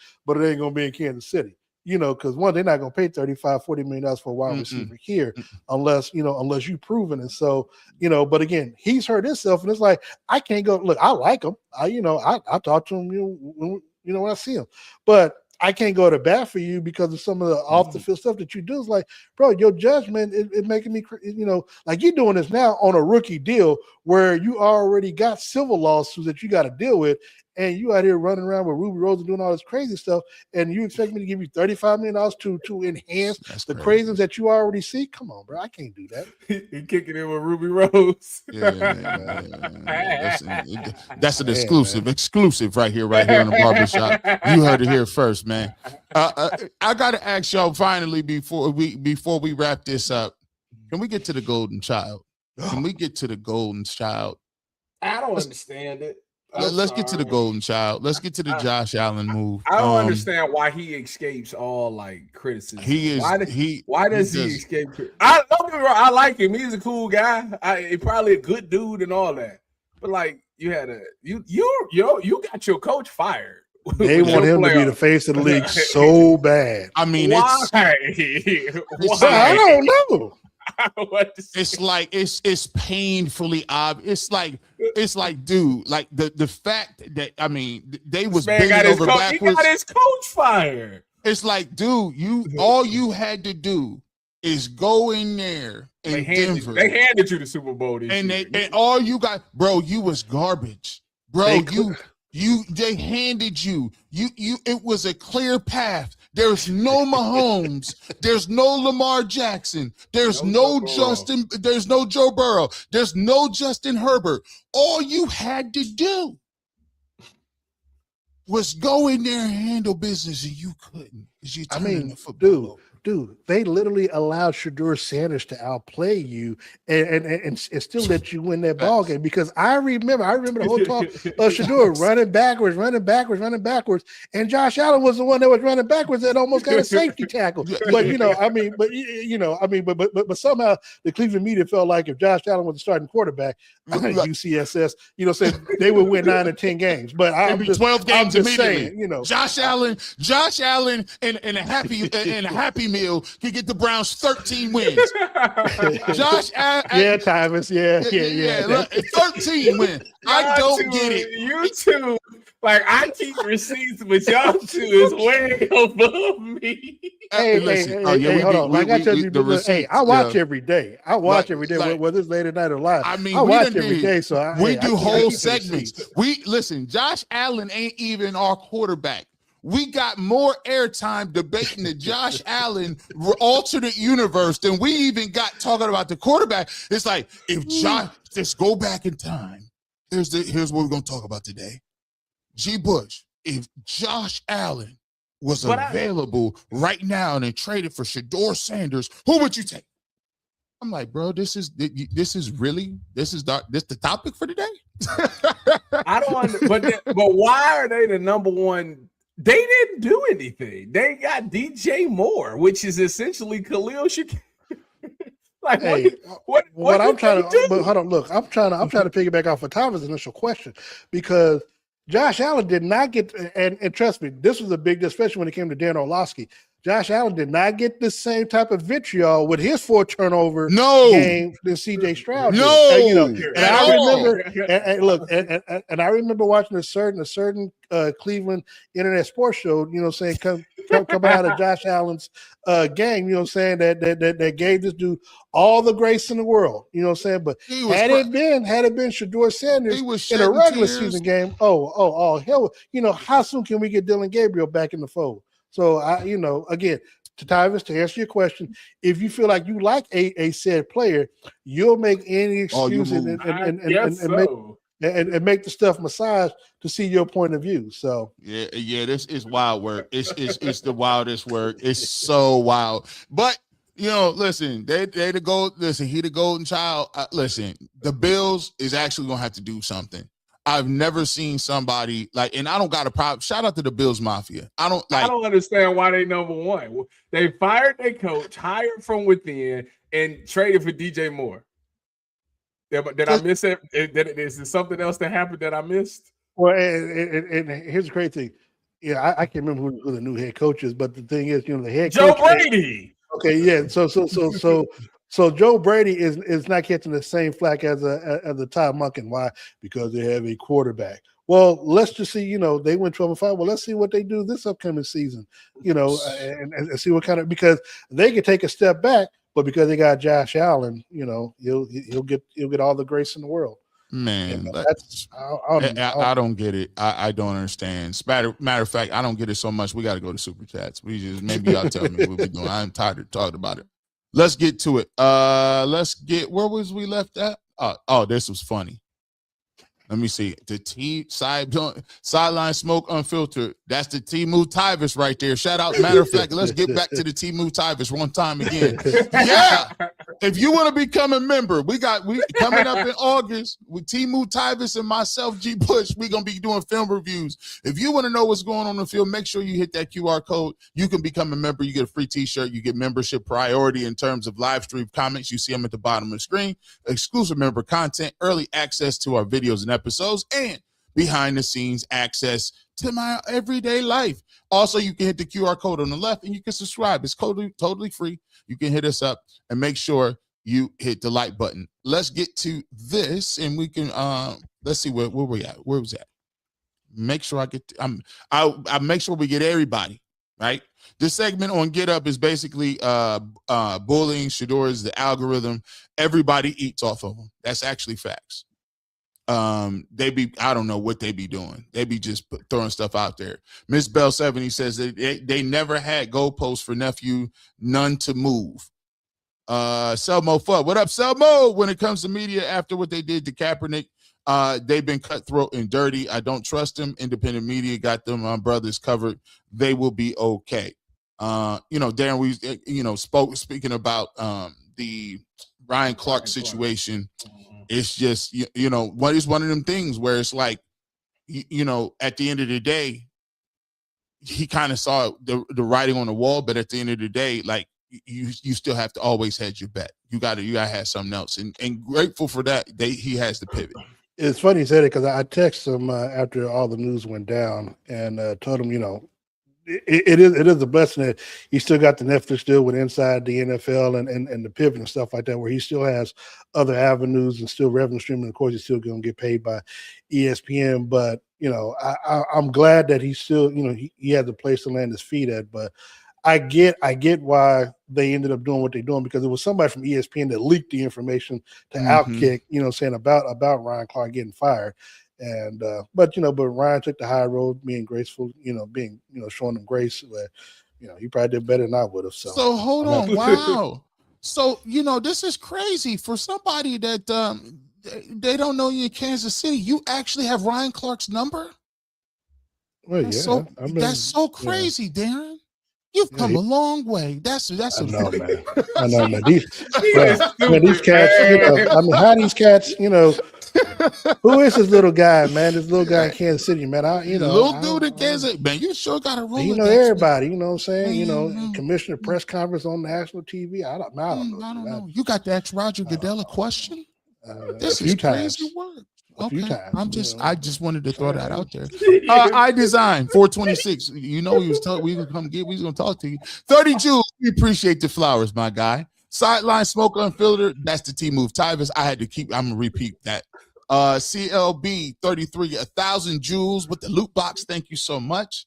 Vibe this. Thank you so much for being a member for 5 months. G Bush, you should do a YouTube training so that new media channels can grow and slow the learning curve. I need my shirt. Hit us up at fifthdimensionmedia1@gmail.com. Send us what your address is. Let's cook. fifthdimensionmedia1@gmail.com. My man, Uncle Alert, 400, Uncle Kai, we appreciate you. 440 jewels. We appreciate you. Rod George, 440 jewels. Shout out to Santana. 600 jewels from Nicole B869. What's up, Nicole? We appreciate you as always being in the chat. Bianca, who got Rex Ryan Twitter account suspended? I don't know. Did somebody get his Twitter account suspended? I had nothing to do with it. I don't play the Twitter block games. I don't look. I always tell people, you ain't never gonna. I ain't blocking nobody. You gonna have to always see me. You have to see me do good. David Walker, morning guys. Historically, the lighter hue has always found ways to ridicule us based on our climate. They feel endowed to voice their insecurities and blame us for them. A new motto, hashtag show your work. Absolutely. We pull up every single day. We're going to show y'all. We're going to show our work. Put that work in. See you, Auntie NJ says, we need more solutions to what they're doing. The more solutions is link up. You got to be link up. Everybody link up, bring people on, share love, spread love, and give a platform to people to highlight, they contributions. Look, I'm blessed enough to know guys across the country like Darren, who's done it for years and still has a voice in the NFL. They give me a perspective. I'm lucky to know Tyvis, right?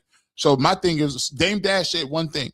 He always did say something. He said, if I got 10 friends and each of us is a millionaire, if one person get canceled and go down to zero, all it takes is 100,000 from the 9 friends to make him a millionaire again. And it won't even hurt you like that. Said, I like that, Dane. He'd be kind of crazy sometimes. But no, I can't give you, if Tyvis needed like 50, I can give him 50, but he can't, I can't do 100,000. Like the way my checking savings, Darren, I can't do 100,000, but I can help. I could put something on some groceries. So, but 100, I get what you're saying though, Dane, 100,000, you know what I'm saying? Darren, thanks for highlighting what happened between Mahomes and Alex. It's some real who feel it's over for 2 if he doesn't beat out Watson. Darren, what are your thoughts on Ryan Clark and to hell with the list and Lima? So, well, I don't need to take any more shots on somebody who's down. I would on Lima, but I'm not. But you're a bigger person, and shout out to Lima. Guy's not through with me yet. But I will say, as it relates to Ryan Clark, look, again, I think Tyvis brought up early because I was watching early where Tyvis brought the point. Look, I'm thinking the same thing. You get rid of Ryan Clark, Bar Scott. I wasn't really too impressed with his commentary, but to the further point, Charles Davis, along with him, and look, Cam. Cam, I understand because you can't have Whitlock on your platform talking about Stephen A. and you not questioning. I mean, you just that would be. I mean, that would literally me be like on Anthony Lyman's show or bringing him on and he talk about G. Bush and I not say nothing. I'd be questioning myself after that. So I understand that. Ryan Clark, again, he knows football. He was with them when he was a player. He'd been there for 14 years. It was a low down, dirty way, and how they let him go. So.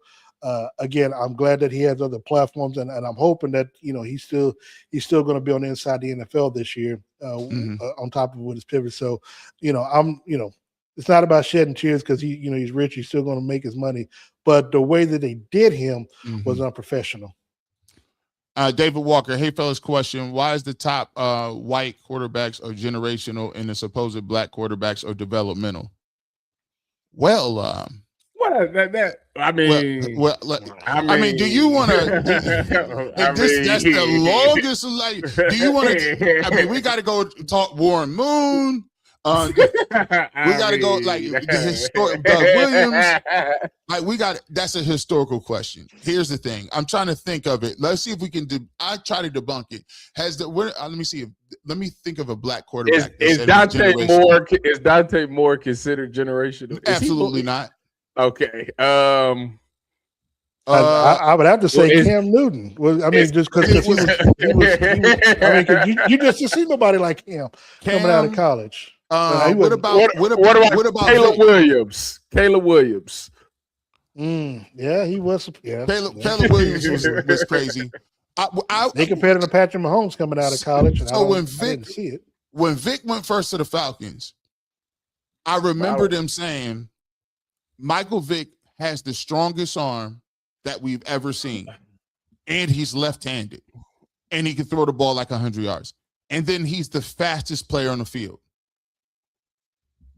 I don't still think they said he was generational. I don't think they used that word generational. And by the way, Michael Vick was so good he came out the penitentiary and went with Andy Reid and was unstoppable in 1 year. Unstoppable. They had Kevin Cobb and Andy Reid's like, no, Donovan, you got to go. They got another $100 million contract too. Kevin Cobb got to go, and we're gonna give him $100 million, and he gonna come back, and his speed was still a 95 on Madden. Yeah, still a 95. Let's stop playing around. Ready Gain Investments. We became a YouTube member. Thank you so much. We appreciate you. Welcome to the family. Kamisha Edwards, 2 Jewels, Silver Star. We appreciate you. And Alex Robinson, 750 jewels. Let them cook. Guys, I appreciate you guys joining me today. It was a great conversation about football, great conversations about other things. Shout out to you guys. I don't know, man. Let us know if you like this format, man. I maybe bring people on this Saturday if they're available, but let us know how you like the format. Let us know how you feel. Guys, after this, I am officially going on vacation. Now, I'm like I was supposed to be going 2 days ago. I'm officially going. So if you think I didn't answer my phone before, I don't even have the phone on me. I'm gonna just give it to Rosie and just be like, here you go, dog. Like, unless I want to play video games, and then I'll have her give it back to me. But quick question: when does the season start for you, Tyrus, covering Big Ten football? September. Whenever Ohio State's first game is September 3rd or whatever that is.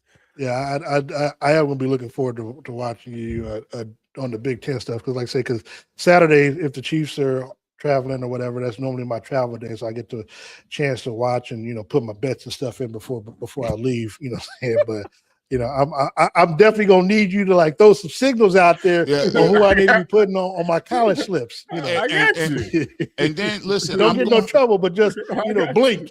I'm gonna have Earl get with you, and we're gonna work on your dating profile.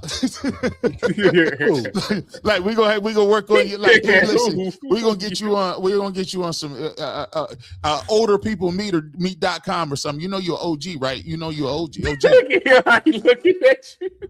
Hey, well, okay. So, Gene, that's trying to be funny. Literally, because I'm been a month and a half. I lost my fiance last month, so so I'm getting past that part. But yeah, but once once football season come around, I'm still human. So I've gotten kind of removed from that part. But yeah, I ain't gonna lie. Don't send me nobody over 50, anything like that. I still, come on now. We gonna play, and I always say, man, Darren, we appreciate you, man, and as always, and your condolences as well. We talked about it, and I don't think a lot of people, and I don't think a lot of people knew that. Well, here's the thing: I don't live my personal life on social media, so that's the thing. Because if I did, Anthony Lyman would be in some trouble. So again, I don't put my personal life out there because social media is not a real place. But yeah, I don't. Yeah. Well, guys, I appreciate you, Tyvis. We appreciate you. We'll be back. I'll see you Saturday for final cut. And by the way, I'll give you your flowers on this, Darren. Darren is the reason why me and Tyvis and Earl and everybody we go into training camp. because Darren, I'll give him credit. Darren beat my ears up for about 7 to 10 months.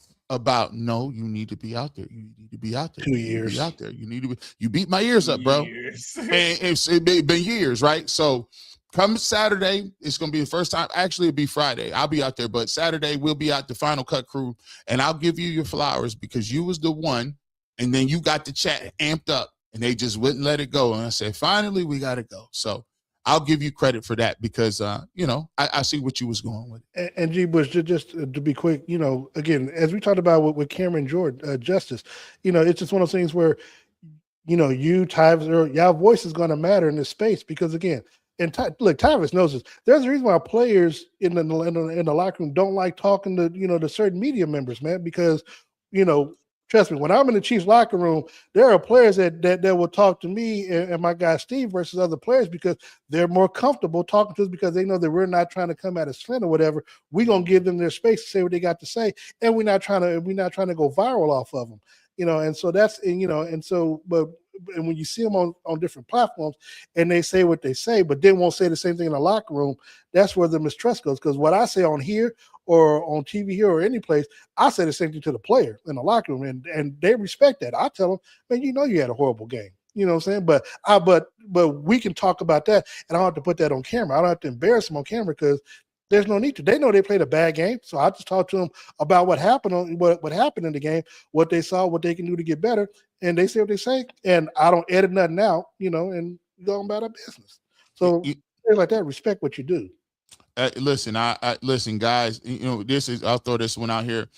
D-Skull says, finally, the barbershop is one of the best examples of how the value of independent media helping the community get the real on what's happening. Thank you, gentlemen. Thank you guys for pulling up on us. We appreciate you. Shout out to Darren. Shout out to my man, Tyvis Powell. And shout out to the chat. Shout out to Earl on 92.3 The Fan. I'm going to be gone for a little bit, but y'all keep it up. We're going to keep